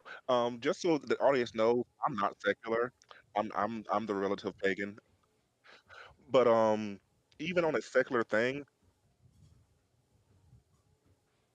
I said humans aren't parasites. The problems we have now are problems immemorial to humans. It's greed. It's not a problem with humanity. It's a problem with uncontrolled greed. Even back when we had kings and dynasties, the dynasties would run roughshod on the populace and anybody else they had dominion over. It's just now we go from local despots to multi-billion companies and people who can run roughshod over the world with a telephone call and a swipe of a pen. It's not because humans are inherently evil or parasitic. We have yet to rein in those people in our society who cause harm with little or no thought of how it's going to affect anybody outside of them. We have a glut of narcissists, not that humanity itself is a bunch of parasites. So I'm going to offer up two questions and then allow Jeff to go with his piece. And then after that, Brandon, you can respond to what I'll say. And then we can engage with everything that Jeff said. So, okay, you say that people are not inherently parasites or inherently evil. Correct? Correct me if I'm wrong on that. Yes. Okay, I would say to that, if people are not inherently evil, then we wouldn't have cases like the prison trial experiments that show what happens anytime you give even your average college student any modicum of power and what they end up doing with that power. And then, sorry, walking on this treadmill is kind of throwing off my train of thoughts here. You wouldn't have that case, and then also you wouldn't have the case of, oh my goodness, I lost it. So feel free to respond to that after we hear Jeff out. Okay. I don't think it means people are parasites. I think it really depends on how idealistic you want to get. But all I can say is like my perspective of it, and I know that I don't view it in that way. So the way I view it is more of we have the earth has been adjusting to all these different living creatures on it, right? Like cows go around and eat up all the grass that it's producing, and then it just like creates, poop, shit, whatever. This should be a disturbance on the environment. Like these cows don't care about the climate at all. They're trying to ruin it. They're just going around shitting everywhere, right? But the earth has been strong enough to sort of adapt to these things. We know the earth can adapt to these different ways that things are happening. I think now the conversation is people are going to be able to beat the earth for the first time ever. There's a species on the earth that can outpace the earth's weird regenerative property to keep itself going. And maybe we should take that into consideration as we go forward. But because we're such an advanced species, we probably could also do really cool things with the Earth, in all reality. Like if we can figure out how to transfer ozone into something else, or like figure out how energy works cleanly, we could probably make the Earth like the best planet in the world. Like maybe we even shoot this thing away from the sun before it explodes. Like that's the ideal situation, right? Um, And this doesn't have to look at people as being a parasite, but more as a what moral obligation do we have now that we could just totally destroy this thing if we're not careful. All right. So, Good. Brandon, did you want to respond to my piece next? Yes. Yeah. Going with the Stanford prison experiment for the people in the audience. That's what it's called. If you want to look it up later. The Stanford prison experiment shows what happens when you have power without any guardrail. Mm-hmm. Stew on that for a bit. I mean, I would say, yeah, if we don't have any type of, guardrail certainly is just another, it's a synonym for something like some type of moral code or some type of checks and balances. Yeah, people's inherent nature is to dominate with that type of power. That's why, like, all of the travesties that we've ever seen are not anything unique or special to those instances of those periods of times. That's natural human tendency. I think Brandon probably had more, but Brandon, just so you know, you cut off after you said the prison experiment. Oh, yeah, I thought you were done, Brandon. Oh, I think we lost him again. Ah, doggone it. We lost you, Brandon. We lost you, Brandon. I guess while we try to reestablish, Brandon, keep on trying to chime in while you're trying to. Okay, we hear you. Okay. So what I was saying was, it's less that humans, they're inherently evil, because that's more of I hate to say a Judeo-Christian type thing that Cut out again. humans are sorry, by the gods. Give me 1 second. All right, can you hear me now? Yeah. Okay. What I was saying was the humans aren't inherently evil. That's more of a Judeo-Abrahamic thing, that humans are like born dressed in sin, which is, if that's your jam, that's your jam. But speaking as more of a secular thing, more of our own human nature, going back to like Aristotle or Socrates, the inherent humanity is always in the inherentness of humanity as a whole is not an evil nor a good race. They're, for lack of a better word, neutral.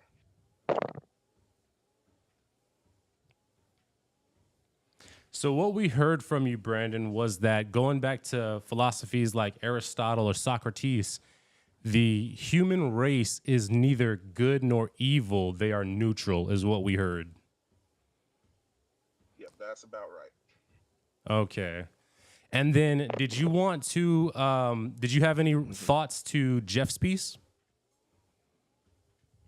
Jeff put it more poetically than I could. And for me, Jeff, could you remind me what it was that you had said? Yeah. I don't think that we're parasites. I think we're a very advanced species. We could do a lot of cool stuff with the Earth. And we, if the Earth dies, we die. I don't think it's like a complicated thought process of why we don't want the Earth to, die out, why we want to protect it a little bit. Yeah. I mean, 100%. But I would say even that idea that we need to do something to protect the Earth, that is not a natural thing that people think. That's something that is taught in different religious texts as well. And that one, you can definitely go across the board. And the Bible's version says that, we are to steward the land. We are to take care of the land because it will be our second home when heaven comes down. See, even old philosophy says it. Like, even old philosophy. Like, I agree with you. Yeah. So I would completely, fight against the idea that a human's natural thought is to take care of it without something specifically guiding them to take care of it. Well, no, I think that just shows that that's a cultural thing that's been around Well, for I was thinking, forever. Yeah. yeah, what Jeff said. All right. So I know we've spent some time on this piece here. Yeah, I think this was a good bit of discussion here. So we have one last piece to get into. For anybody watching this, they're like, man, what a hard cut. Oh, man, that's funny. And I cut like that because, of course, this is one of those discussions that easily can go on for however long each person wants to. I know it's already so late in the day. For me, the wife gets home soon, so I gotta move things along. Last but not least, this is probably one of the big coup de grace. And before moving over to it officially, I definitely want to send out any type of love, prayer, condolences to the family of the Madison school shooting. Anytime this type of event happens, it is a tragic event. And regardless of any type of politicization, the most important thing is that people wish blessing and goodness, peace, and just a sense of community around the family. And just, God's healing touch to be on their hearts so that everyone can come out of this as least traumatized as possible. Of course, there's going to be remnant effects of it, but that's the bare minimum to hope for these families. Now, did anybody else have anything you wanted to say before we go to our last topic? No, I think that was a good Nope, control. just in concurrence to you. Yeah. All right. So, our last topic. Elon Musk flexes his political muscle, sending government on path to shutdown. Now, there have been a number of updates to this story. However, we will go ahead and cover it at the base level and then talk about updates that have happened in our discussion. Let's go ahead and read this. During the Army-Navy football game over the weekend, Elon Musk posted a photo of the screen perched over the field showing four faces in focus. President-elect Donald Trump, Vice President-elect J.D. Vance, and Musk looking toward the camera. In the background, looking down, was White House Speaker Mike Johnson. The symbolism of such an image and Musk posting it is hard to miss. Musk stands directly behind Trump and Vance, more prominently than the speaker, who is third in line to the presidency. A few days later, Musk would make perhaps his most impactful flex of his newfound political power, helping to torpedo a spending bill put forth by Johnson with bipartisan support to fund the government and avoid a shutdown as soon as Friday evening. While some conservatives were already skeptical of the continuing resolution, even before it was officially published, Musk and his co-Department of Government Efficiency leader Vivek Ramaswamy suddenly began blasting the bill online Wednesday, rifling up their tens of millions of supporters with posts stoking outrage about its contents. The bill should not pass, Musk wrote on X at 4:15 a.m. ET, kicking off what would become a blizzard of posts about the legislation. It was only a matter of time before the bill died. But Musk's unprecedented online influence seemed to fully torpedo the spending bill in a way no Republican lawmaker could have done from inside Capitol Hill.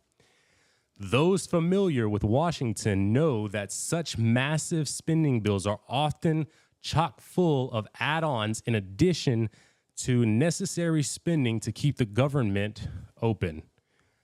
Punchbowl called it overstuffed. Others have likened it to a Christmas tree full of ornaments, but Musk has always prided himself on doing things differently, ignoring the rules, whether written or not, and breaking the mold for better or for worse. In more than 100 posts on X, Musk rallied against elements of the bill. Though some of the complaints were outright false and often amplifications of anonymous X accounts with seemingly no fact checks.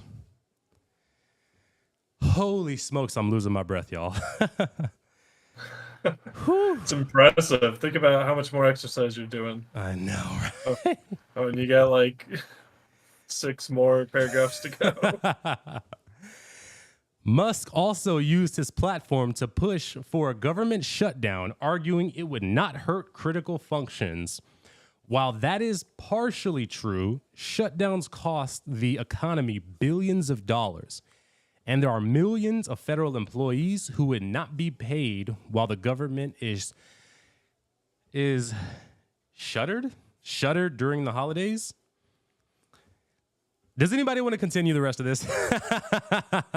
I would be fine too. Sorry, I actually lost it. What was the last thing you just read? Last sentence is government is shuttered during the holidays. Shuttered during the holidays. Why? Oh, how did I lose it? Do you have it? Yeah. Oh, I got it. Okay, I got you it. got Since Musk began showing up by Trump's side, memes of a President Musk have been flourishing online, and furious Democrats are starting to question whether Musk is a shadow president. It's clear who's in charge, and it's not President-elect Trump. Democratic Republican Pramila Jayapal, I don't know, wrote, Shadow President Elon Musk spent all day railing against Republican CR, succeeded in killing the bill, and then Trump decided to follow his lead. Senator Bernie Sanders, the Vermont Independent, echoed her sentiment. Democrats and Republicans spent months negotiating a bipartisan agreement to fund our government. The richest man on earth, President Elon Musk, doesn't like it. Musk, the tech billionaire who has never been elected to office, has said it's not the Republicans who are giving him power, it's the people. All I can do is bring things to the attention of the people so they may voice their support if they so choose, Musk wrote on X on Wednesday. But now some Republicans are suggesting making Musk's power official, going beyond his self-proclaimed first buddy title. The Speaker of the House need not be a member of Congress, Senator Rand Paul wrote on X. Nothing would disrupt the swamp more than electing Elon Musk. Think about it, nothing's impossible. Not to mention the joy at seeing the collective establishment, aka Uniparty, lose their ever-loving minds. Republican Marjorie Taylor Greene joined in, writing she'd be open to supporting Musk as Speaker. Doge can only truly be accomplished by reining in Congress to enact real government efficiency. The establishment needs to be shattered just like it was yesterday, she wrote on X. This could be the way. There's no indication Musk is seriously suggesting becoming Speaker of the House, considering his multiple businesses that require his attention. Plus, taking on the role would take away time from his ultimate lifetime goal, colonizing Mars. Musk's real foray into accepting a major piece of legislation now seems to pretend what is to come, a prospect that is either terrifying or exhilarating to those in Washington. All right, so let's go ahead and open up discussion, fellas. Immediate thoughts, or do y'all want to cover updates to this and discuss the situation as with the updates? Updates will probably give a lot more context. Okay, sounds good. So I'll give the updates as I understand them, and then you guys go ahead and feel free to chime in with updates you have as well.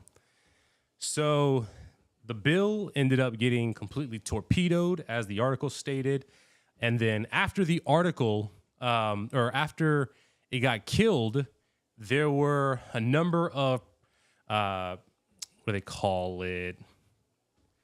There were a number of alterations that were made and proposed in another bill.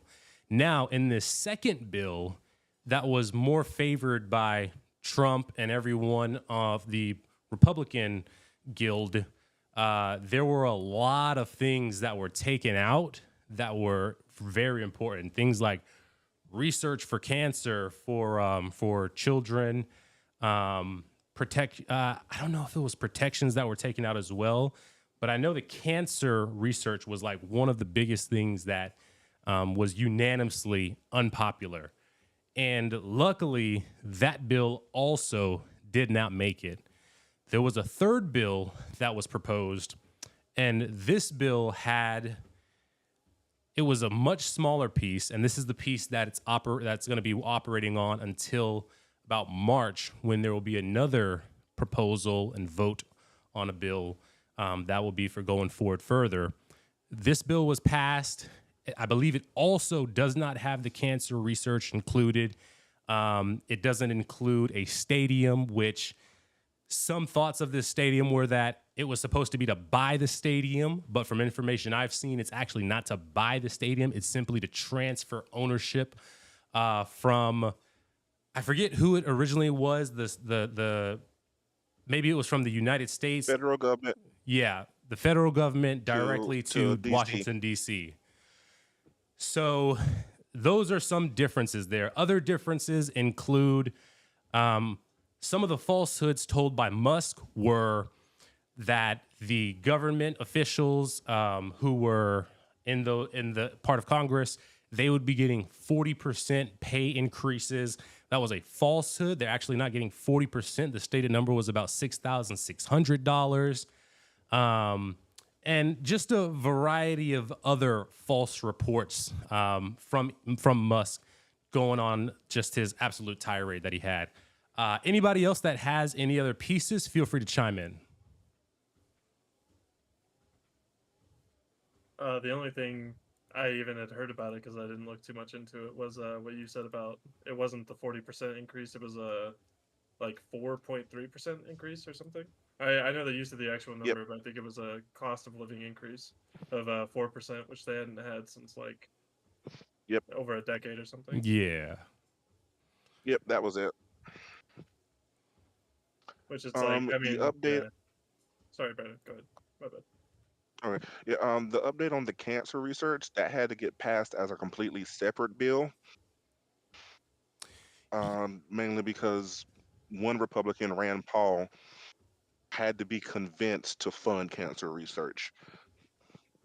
Mm-hmm. And that is, I completely missed out on that piece of it. Joe Biden did end up signing the package, and that package had all of the most pertinent things. And that document was, correct me if I'm wrong on it, Brendan, I think that document was about, I think it was 157 pages compared to the original almost 1,600 page bill that was brought.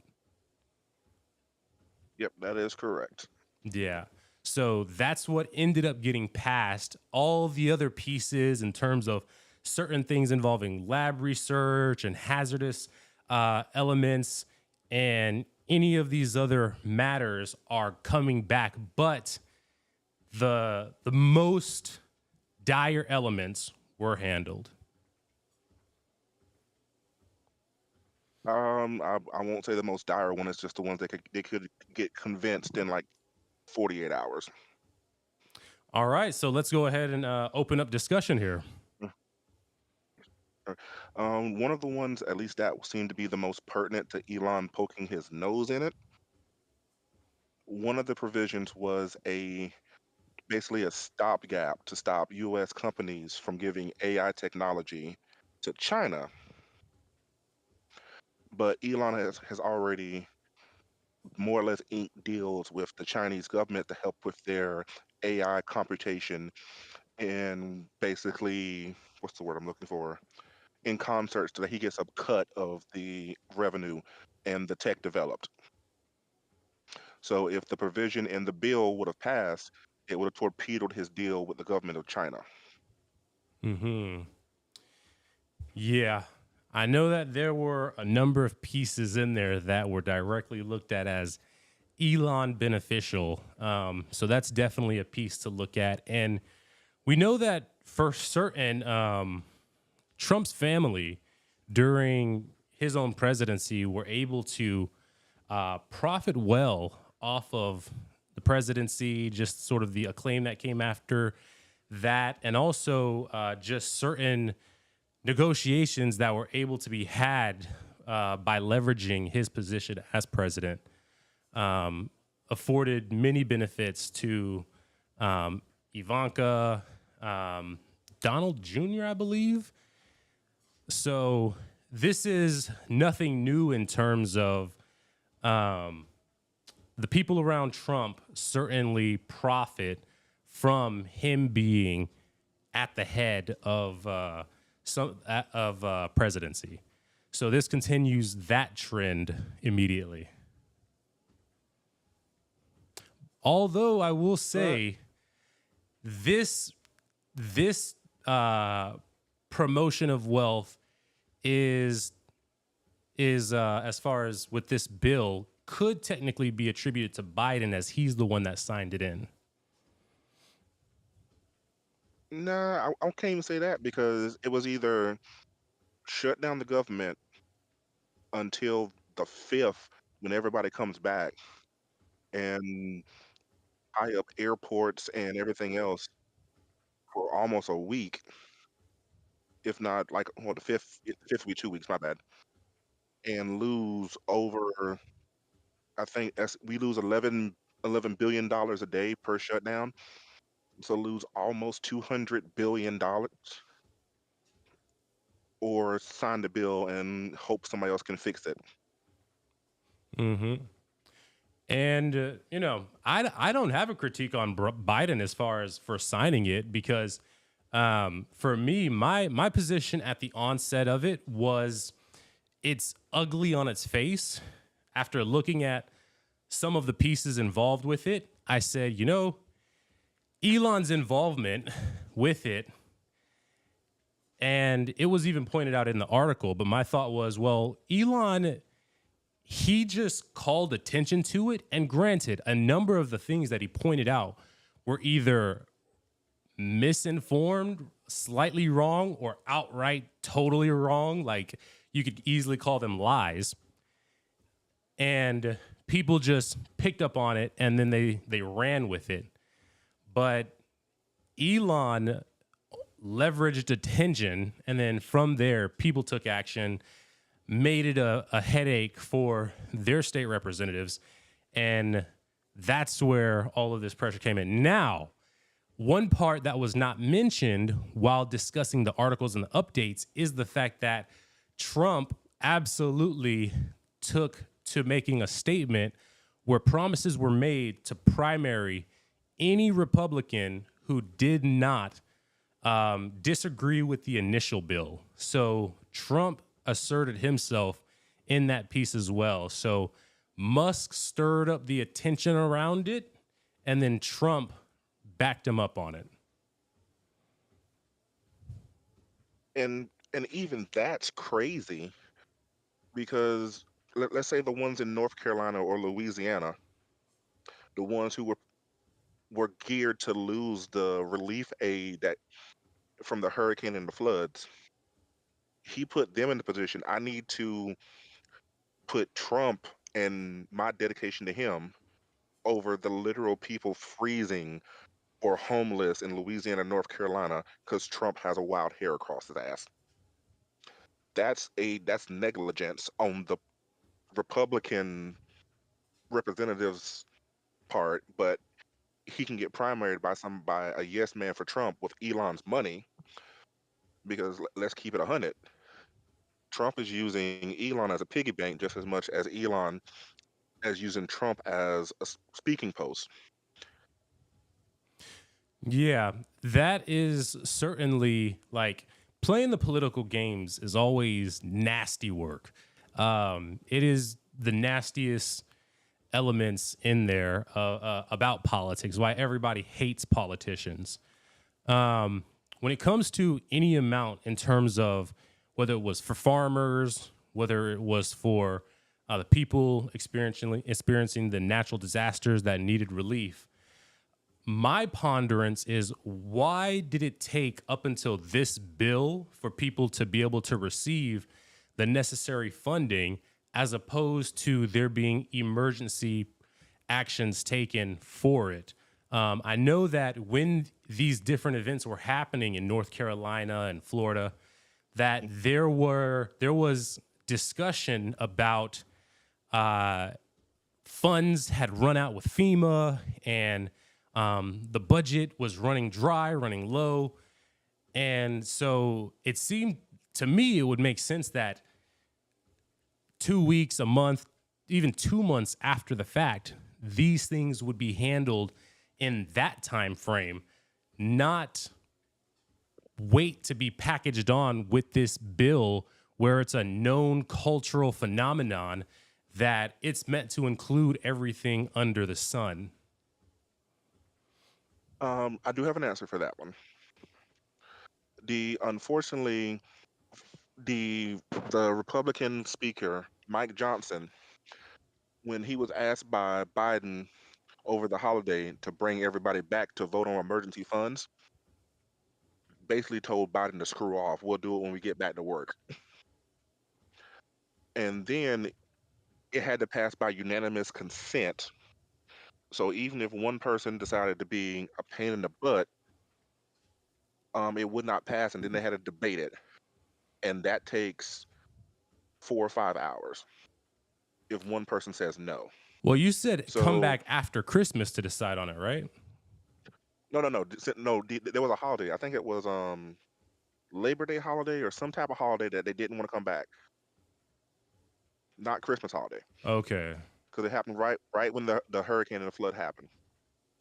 They were on holiday, and Mike Johnson told Biden to screw off. And then we bit pushed in. That got pushed back, I think, 3 weeks when they came back into session. And then they tried to do it, but it didn't pass by unanimous consent because one of the Republicans, I think it was again Rand Paul, who is just an idiot at this point, said, no, I'm not going to do unanimous consent. So instead of fighting with him over the next 7 days, they shelved it and put it in the budget bill, which doesn't need unanimous consent. And since it was agreed on, they were like, all right, cool. As long as we get majority, everything gets through. It's late money, but it's better than no money. Okay. Jeff, we haven't heard anything on your end. Yeah, I don't know. I just haven't informed myself enough about the topic to really feel opinionated. I feel bad about it, but yeah, I just don't know. That's fair. I guess coming from a cultural approach, how do you feel about the fact that, like, whether you agree with what Musk said or not, how do you feel about his ability to be able to influence that decision-making process? You go first. Okay. I would say that, I mean, influencers have influence. They've always had influence. You could look at any number. That's why there were millions of dollars paid to celebrities to endorse candidates and perform at different conventions. I mean, in this case here, where we look at, it was him literally using the platform that he owns.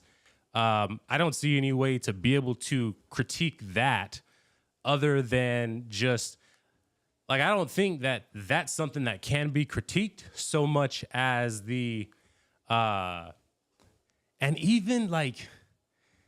Well, wait. Do you not think that conservatives have been making the argument for a long time that social media needs to be, not allowing the social media runners to promote certain ideas over other ideas? And now he is openly like saying, like, yeah, my ideas get preference and you're gonna like see what I want you to see. Like, do you not see a little bit of a contradiction there from like the past? The way that you put that together, I saw conflation, because there was, what conservatives have been saying is that algorithmically, there should not be some type of, whether it's AI or some type of algorithm that looks at content and then judges it, suppresses it, versus other content where it passes by, it doesn't add any footnotes or anything like that. So there's a difference of that versus somebody being able to go on and write 100 posts and the algorithm doesn't go one way or the other with it. Well, no, because that's the thing is people have talked about the fact that he's gone in and had the algorithm changed so that his ideas get preference.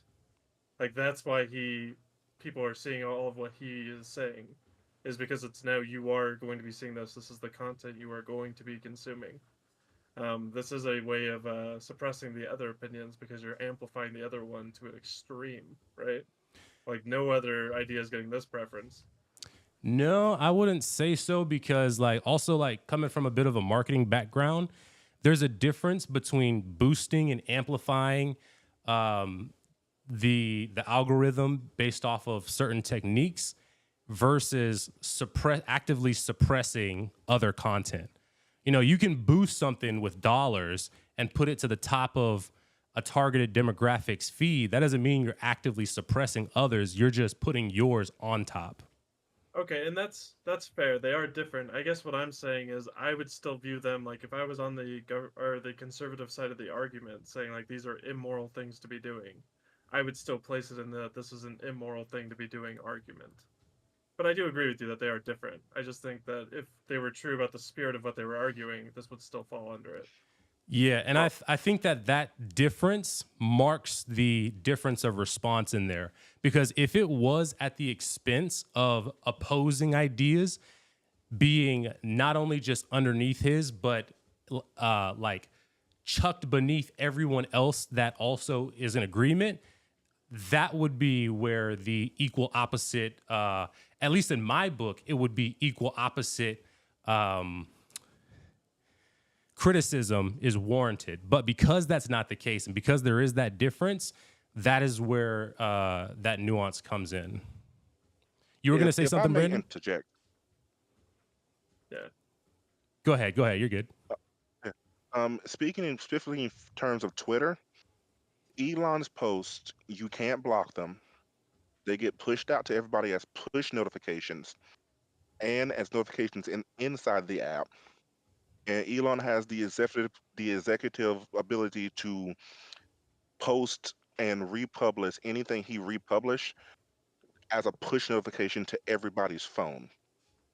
It's less that he is censoring other people, he's just dominating the space. Because again, you can't block him, you can't get away from Elon's tweets. And if he's reposting somebody, you're inundated with everything he reposted. Yeah.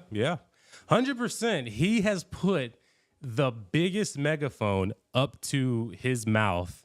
Yeah, 100%. As far as like the ethical concern of that, I mean, to me, if anything, like we know that these like hyper powerful billionaires, top 1.001% people operate in the darkness.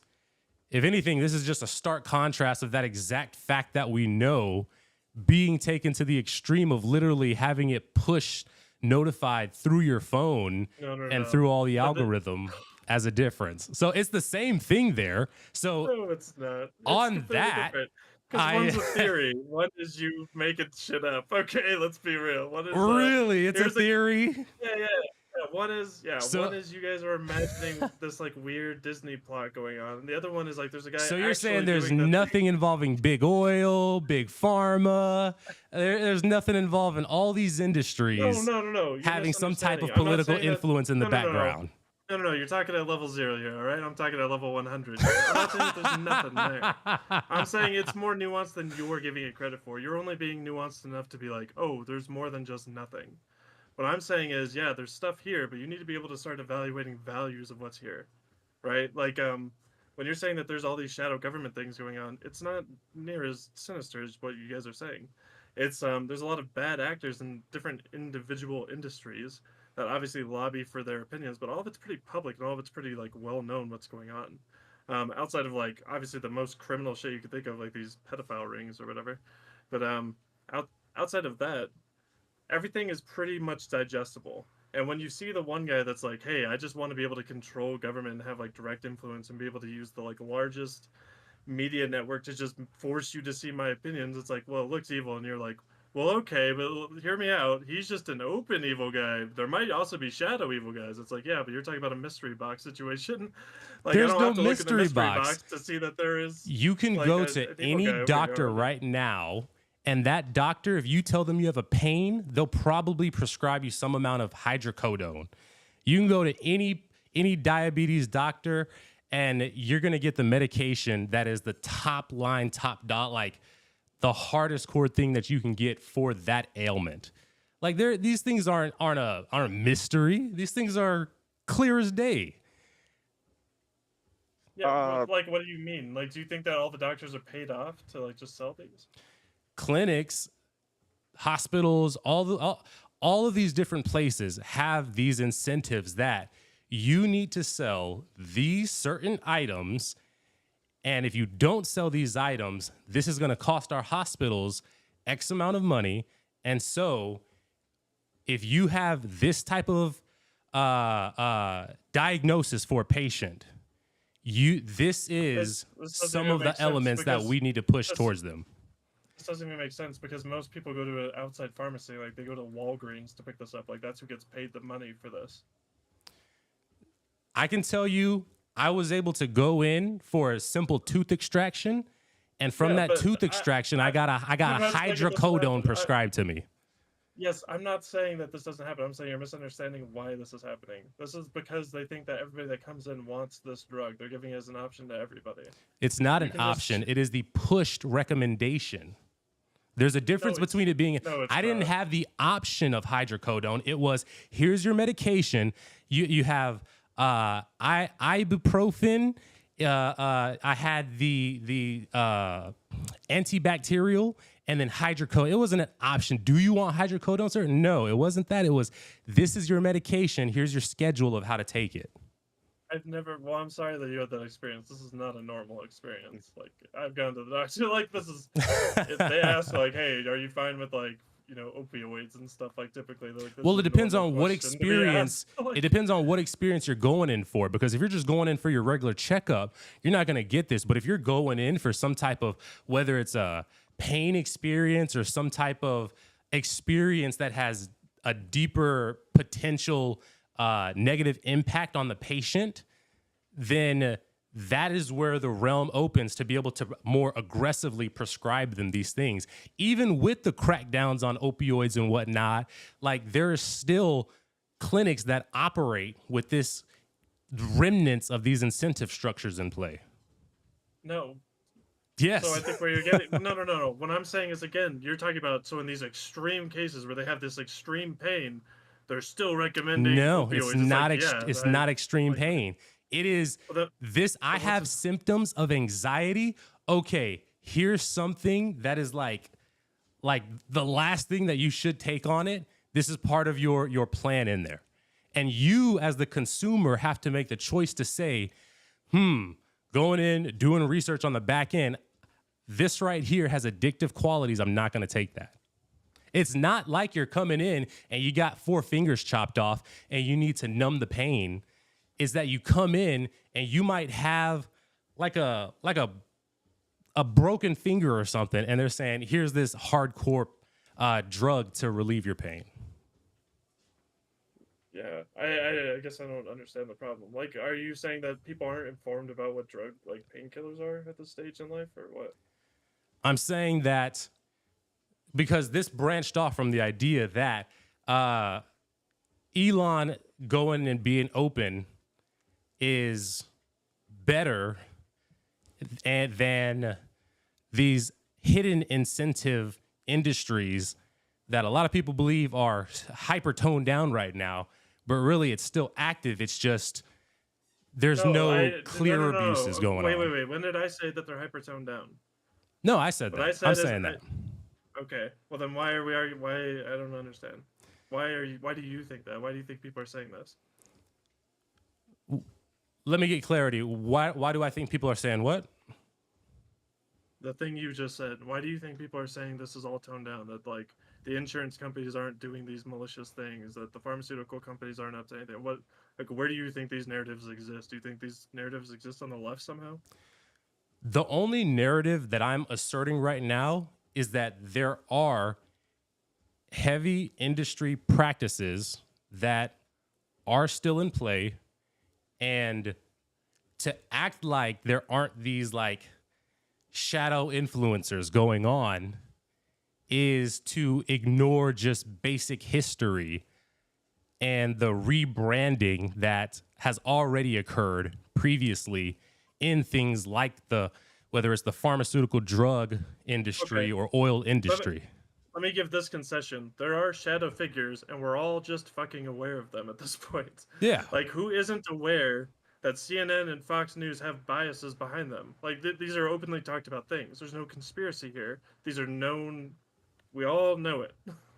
Um, that's why I don't understand why you're saying, well, like Elon has like there's all these shadow governments. It's like, yeah, I know who you're talking about. I know these corporations that push like there's certain ideologies. We're all familiar with them.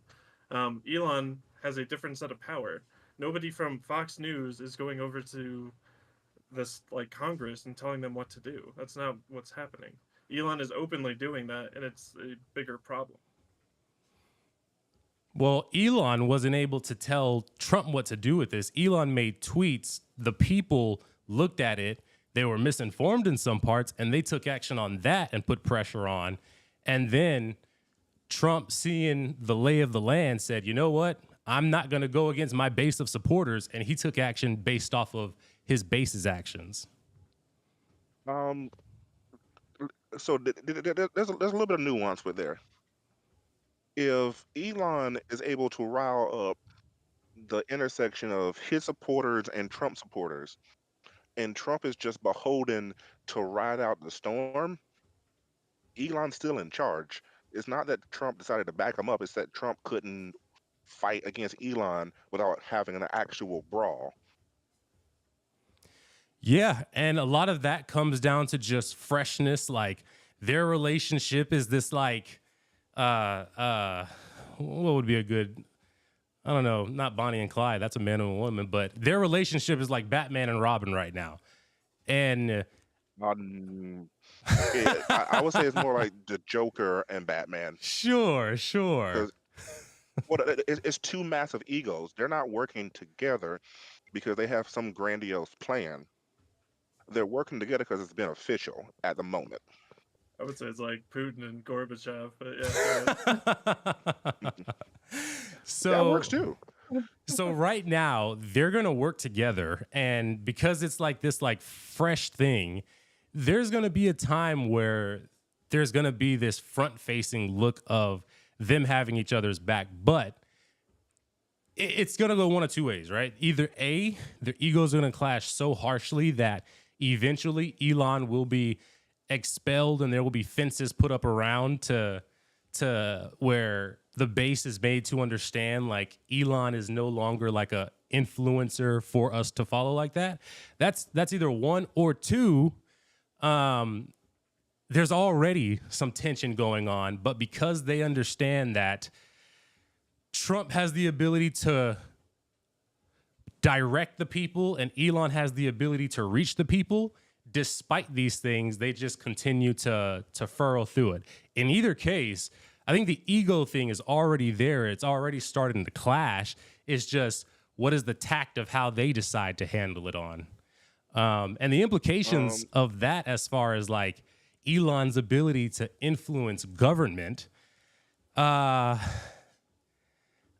guess that's just going to come down to more people being able to take away some of the sense of merit that Elon has in such a huge number of people's minds, to where they no longer put their belief or trust in what Elon is saying.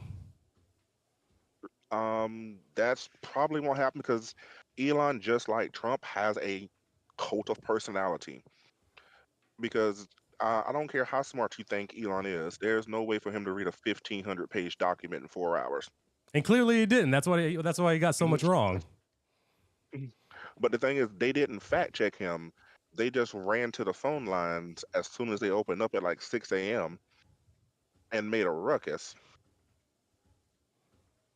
And when you have that type of power, but no inclination to control it in any reasonable way, we have an unelective oligarch, a la Elon, But they basically were even bullying suggesting that. Trump. They were suggesting making him Speaker of the House. Like that's a Yeah, wild statement. Yeah. you're gonna make a billionaire Speaker of the House on a whim. I mean, they wouldn't be When he, able to do it. To be clear, I don't think that they could ever get it done. But yeah, it's a wild thing for any group of people to be suggesting. Oh yeah, it's yeah, just like the and group that like are like, oh, Trump's going to run for a third term in 2028. It's just people saying ridiculous things. Although I guess the difference would be in this case, it was somebody that was asked in this article. So somebody with some type of reputation making the suggestion. um Well, no, it the was dude, representatives. It was yeah, they listed three multiple. different representatives, senators that suggested it. Mm-hmm. Like actual Republican, like yeah, officials. Yeah. And they could pull it off. No, They do have the they couldn't majority. pull it off. It doesn't matter if they have a majority. They don't have a majority of Republicans that are willing to put in like people like Musk into power. Like they just wouldn't be for that. The question is, would they do it and run getting primary like Liz Cheney?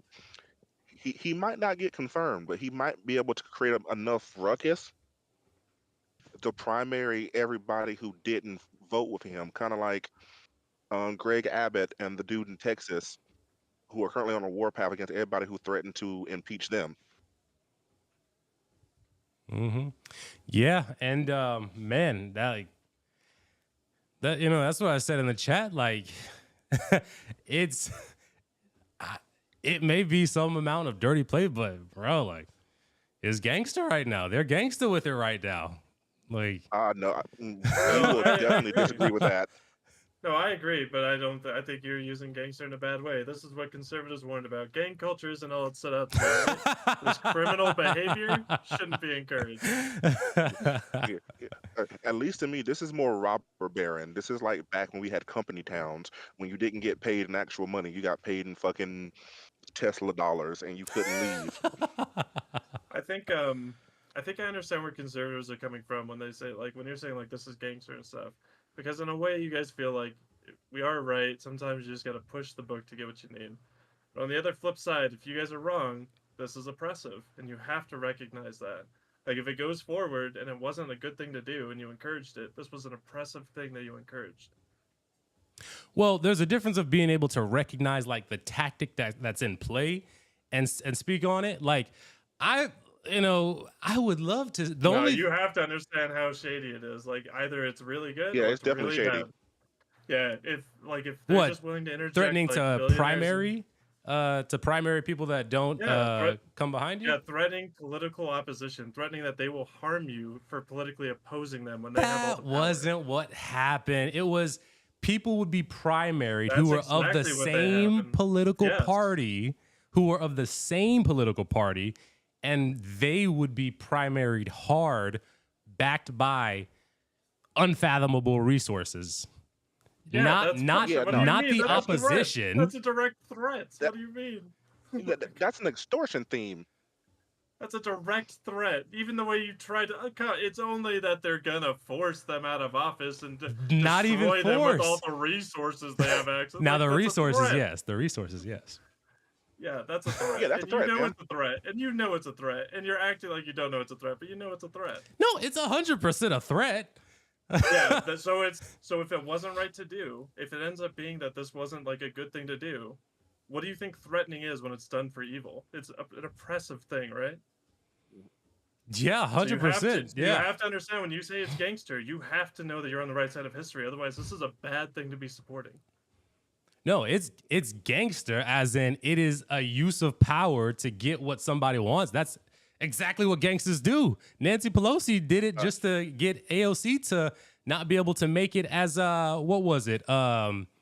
She was going for a position and she lost out 84 to 151. Like that was Pelosi wasn't good whipping when up she did votes. I know it's still gangster. Like I can't help it, Okay, you so- guys. I'm using an adjective here. My bad. That's why I thought you were praising it a little bit because that's how it sounds like. But yeah. Yeah, it does sound like some praise. No, it's just a recognition of what the tactic is, Like if my boy, if somebody came up Yeah, you're And praising it. I don't even believe this for a second. You're praising if somebody it. And you're came lying up, about it. That's weird. no. Look, That's so I can give weird. you a real life example, right?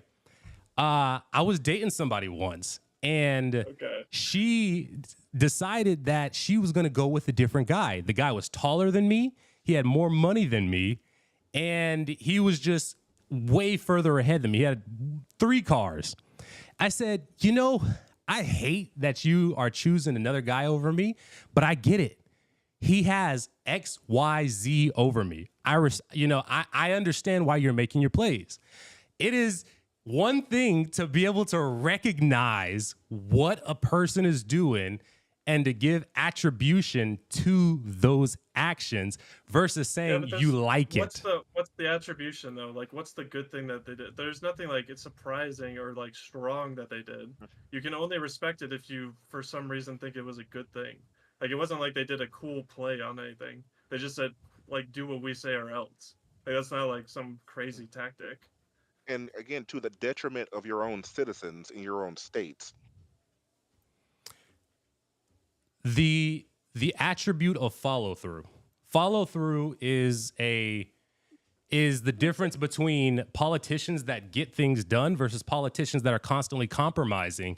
Prime examples would be people like Bernie Sanders and AOC, who are all of the things that everybody wants, even people on opposite sides of the aisle. But because they don't actually have follow through, they get the rug pulled out from underneath them. Would you say like Adolf's rise to power was pretty gangster? Like, is that how you would say that? I'm not gonna play this game now, Jeff. Why wouldn't you? You ain't finna get me canceled right now. If you respect the game, right? Yeah, but the thing is, it's not what it's the fact that you're ascribing the word gangster to it when the normal commonality is that is something good and admirable. No, to say something is gangster just means to acknowledge the level of power that something was done with and the level of authority that was able to be put behind it, and the fact that it was a move that makes people have to respond to the move. Give me 1 second. Now, let me look at the definition of the. Now, look, I think we're arguing semantics. I'll give you a concession here. When most people say that something is gangsta, they're saying, oh, that's cool. That's dope. That's fire that you did that. Oh, you got that car. That car is gangsta. I'm just saying it in an acknowledgement of the action. All right, then are we talking about gangsta, STA ending, or gangster, ER ending? What did I don't even. I think I said with the A in the right chat, didn't I? I think I said with the A. The soft A. You don't say with the hard R. Yeah. The gangsta is the positive attribution. Gangster is usually the negative, more Webster. So, yeah, I'm trying to throw you a bone here, fam. Oh man, do you guys say we're talking Al Capone? So, do you have any other adjectives besides this one that you even understand 95% of people would understand means cool? Do you have any other adjectives for what they did? I mean, 100%. This is like just the most wealthy people in power. So, whatever the word is to describe that. Kakistocracy, I believe. Elite. Yeah. Yeah. I mean, Literally the people that people assume are pulling all the strings. Yeah, those people. Yeah. I understand. now they're pulling the strings in front of our faces. It's crazy. Oh man, isn't it great? Isn't this what you guys nervous about? So you voted for it for some reason? And to add fuel to the fire, I find it hilarious that conservatives are riding Elon, but the boogeyman on the left that the conversation, what's his name? I forgot his name. The quote unquote left billionaire. But if Jeff, help me out. Oh, you're talking about from New York, right? Owner of did he used to be owner of the Wall Street Journal? He sold it to Jeff Bezos? Yeah. Yeah. Was it Mike something? He ran for president, right? Oh, Soros. Oh, okay. Yeah. So the conservative boogeyman. if Soros was on calls with Biden, with Ukraine and Putin, the conservatives will never stop yelling about it from the rooftops. But now there's a billionaire who's on their side, actually on calls with world leaders, speaking with and for the United States president. It's mum the word. It is bloody crickets. No, yeah, you're right. 100%. If Soros was up there, there would be especially a particular segment of conservatism that's heads would be exploding right now. But yeah, it's crickets right now on the conservative side, and everybody's like, "I thought y'all didn't like money in politics. I thought y'all didn't like billionaires talking to people." But now he on your side. Now it's good for the goose and not good for the gander. Like, Well, yeah, most billionaires are already on their side. That's the other weird thing I've never understood. I don't understand why conservatives have tried to be like the anti-corporation talking points lately. Like, literally all of the policy they're going to push is going to be for corporations. Like, that's all the policy they make. I will because say Democrats can't control a narrative to save their life. that is part of it. And I will say, like, when it comes to Musk and his role, like, as a billionaire, because of Musk's story of getting involved with conservative politics and the fact that he has a direct relationship with somebody affected by some of these culture war issues going on, that's why Musk has been able to be accepted by the conservative side, is because people see him not as just some billionaire weighing in, but as a person who has more money, who was also affected by what would be known as the woke mob virus. Okay, so let me say something about that, because Elon's whole I'm trying to keep it PG as possible. Elon's whole spin of that story was factitious to say the best, outward lying to say the worst. And talking to for the audience, Elon quote unquote flipped the script because he has a now trans daughter.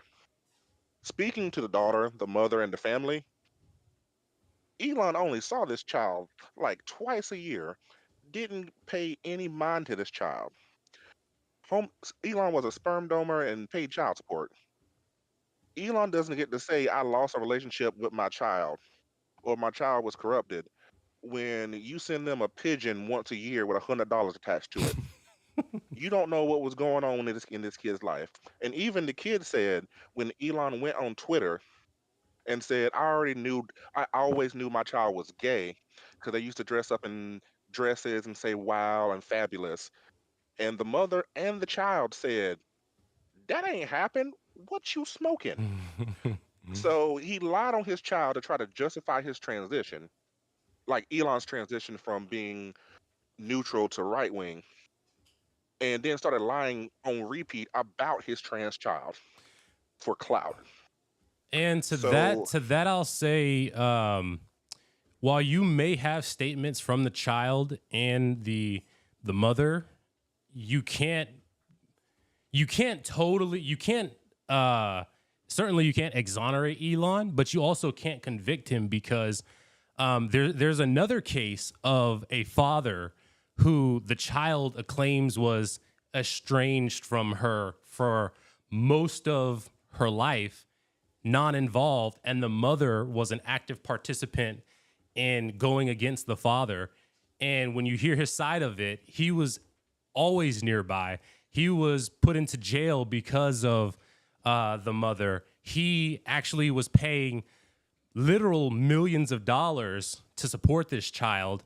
And any time that he was not around, so the big point is that you may have the words of the child and the mother, but that still isn't enough to be able to make a conclusive statement.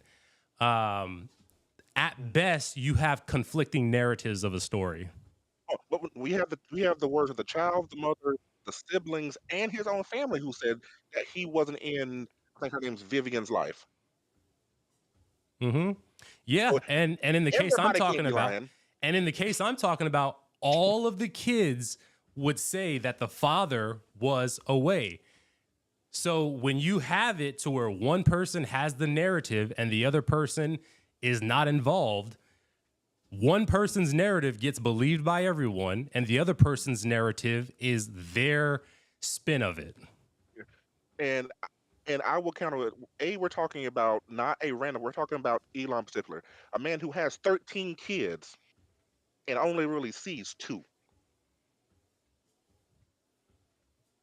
Wait, so Devonte, can I ask, are you saying that because Elon wasn't around the family could sort of like talk amongst themselves and create a narrative and just sort of roll with that, like unified against him?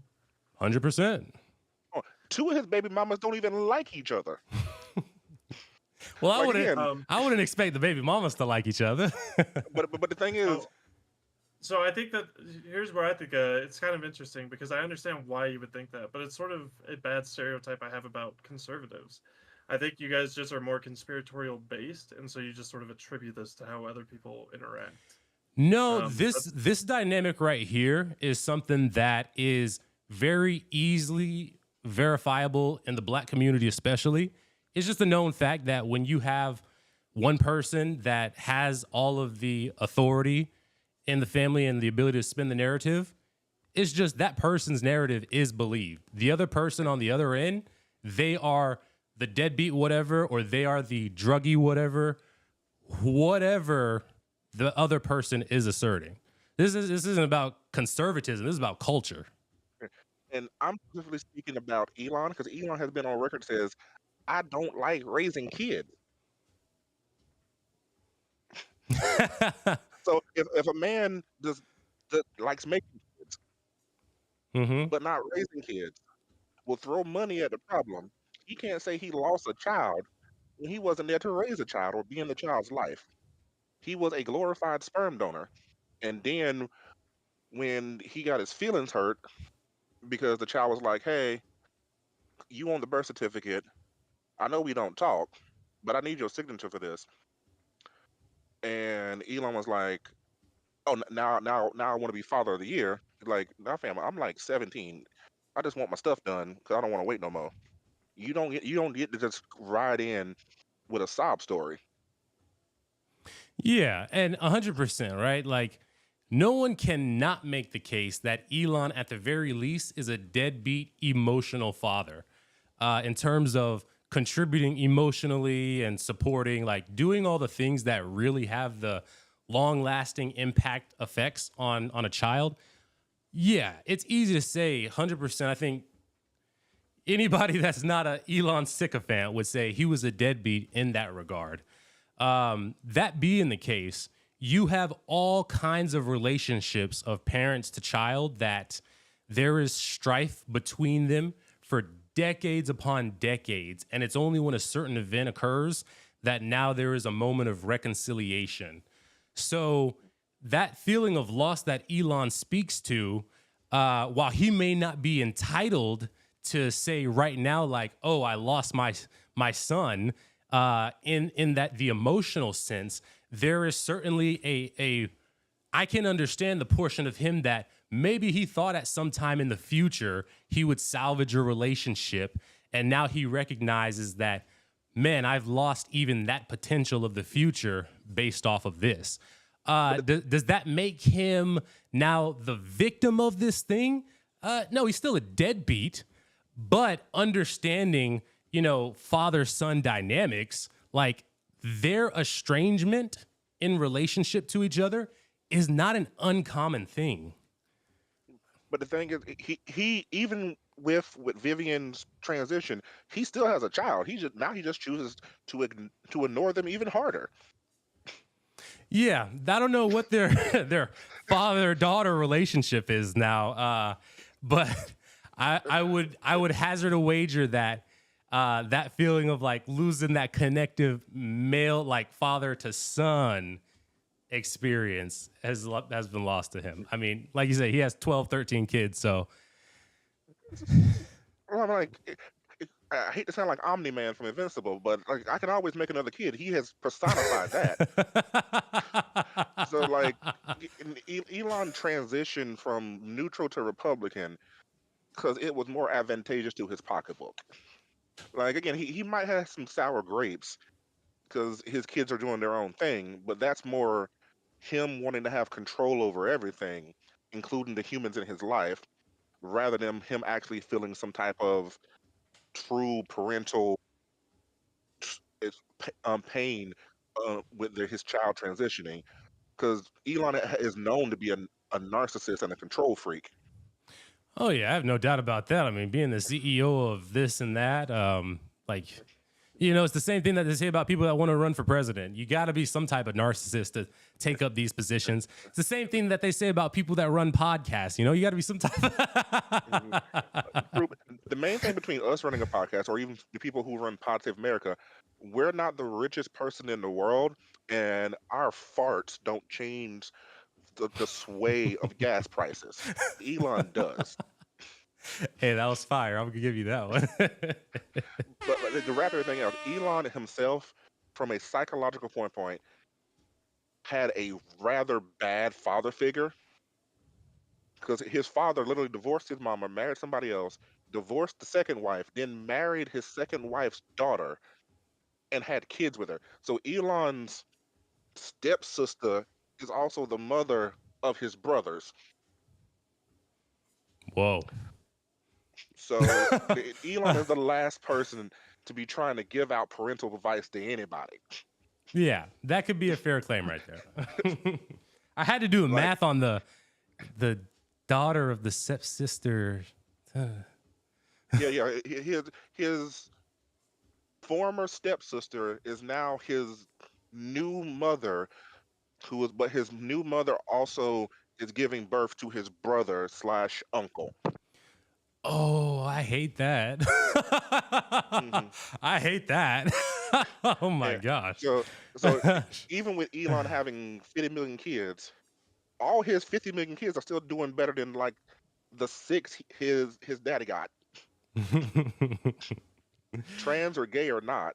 But even Elon, when he was quote lying about his son always being gay, he ain't rock with gay people like that. So you can't say I lost my son when you didn't like your son being gay to begin with, even though you said you always knew your son was gay.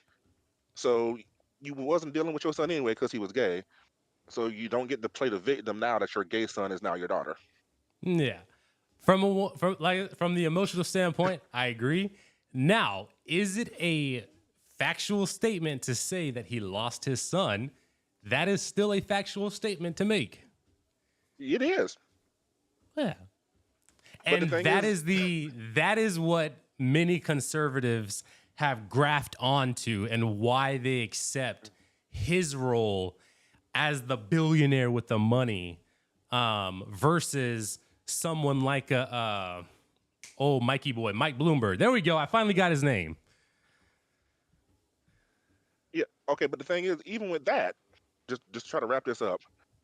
Elon's one shred of truth in the giant mountain of horse manure is still a giant mountain of horse manure. They're just running because even the most best lie has a sliver of truth. His lie has a sliver of truth, but it's a very, very convoluted lie. Yeah, yeah, I'll agree with that. 'Cause Elon changed size for money. That's I hate to say it like that. He changed size for money. Everything else, the culture war stuff, is just good marketing for him because the once he got hemmed up for all the environmental stuff Tesla was doing in California and all the taxes, that's when he hightailed it to Texas. And I'm saying this as a Tesla fanboy who stays on top of it. Now as op rather than like pro, he hopped ship because he was getting taxed and was about to get sued into next millennia because they were dumping um hazardous waste into the waterways and they got hemmed up. Mm. Dang. From then on, he swore he would take out the green woke mob. Yeah, like that's because he was cosplaying as actual green. Like he got all the green money from California. He got all the green money from the subsidies. And then when that money was about to run out, he jumped ship. Yeah, yeah, I believe that. Shoot. Mm, Fellas, And this has been a good discussion on here, man. Shoot. Also, I hate the Cybertruck. The Cybertruck is a horrible piece of engineering. I just had to say that for everybody else to get everybody else's blood pressure up. I hate the Cybertruck. I have been seeing a lot more Cybertrucks. Like, I feel like every other time I go out now and I'm driving, I see a Cybertruck. Way more people are getting Cybertrucks now. It's crazy. Uh, the Cybertruck is the new F-350 or the King Ranch edition for a bunch of, I hate to say it like this, a bunch of white conservatives with too much money who want a status symbol. It's the new Hummer. It's the new Hummer like back in the early 2000s. Yeah. It's $100,000. It doesn't really do anything. You can't really tow with it. Your headlights, if they're covered in ice, you can't see out of them because it's bad design. It's a parking lot princess for a bunch of white conservatives who want to say, I'm going to stick it to the woke people and I'm going to buy me a Tesla. That's really it. Yeah, I know. I saw a story. It was like a dude drove over a pothole, and I think he like something in the truck either dented or like broke in half, and it was like his axle broke, and it was like $15,000 to get it repaired. And dude was just like, "Oh, this is still a great truck. I love it. I would go through whatever it takes to keep this thing." There was a hailstorm in Texas. Every other car, their windshield was fine. The Cybertruck dude, cracked windshield to hell. His windshield is $2,700. Jeez. And he went on news. He's like, "Yeah, I love the truck. Hey, owning the libs." If owning the lib cost me $100,000 plus another $20,000 a year in repair costs, I'll be live forever." Oh man. I feel like it had such a basic design. They could have done something where it's like, yeah, you get these big things to add on, and it's like the design for it. But they didn't even do that. It's like, why did you make it such a simple box and not do like literally anything for it aesthetically? Oh God! Again, I used to be a Tesla sample. I actually had the Cybertruck pre-ordered. Oh wow. When it was supposed to be a $40,000 utility vehicle, I'm like, I don't care if it's ugly. I care about the specs. Then fast forward 6 years. It has a quarter of the specs. The battery life is crap. None of the bells and whistles, not even like the baseline bells and whistles, are there. And instead of being $40,000 for the base model, they don't even make the base model. Only thing you can buy is the God tier model, which is $120,000. Dang. If I wanted to buy an iPhone, I would just buy an iPhone. Well, fellas, I know the wife is home, so I'm gonna go ahead and bring it home here. Any last words, any last thoughts for each other, viewers, or anything before we close it out? Yeah, what you got? Not too much. I love you both. It's great discussions. I enjoy this time. I'm glad more people are doing this. Earlier you sort of were talking about why you're doing it for, as a conservative that has power, you're like, now it's time to be respectful or whatever. That's how I was reading into it. I think it's a good way to be, Appreciate it. Speaking for the left wing, as an ending statement, we also need to do things because our establishment party is a bunch of old folks who live in nursing homes, literally at this point. We need to actually get in front of things and get control, or we're going to get ran over by MAGA, the neo-Nazis, and everybody else if we don't actually get control of our own party. So listen to podcasts like this, even if we are biting each other's head off. Go listen to mine or anywhere else and get some good information, because our establishment ain't doing it. They're a bunch of old fogies who can't work a cell phone. Mm-hmm. Yeah, and for me, as always, love being able to get on and have conversations like this. I love the fact that this has been able to be integrated as like a part of my job in building this podcast.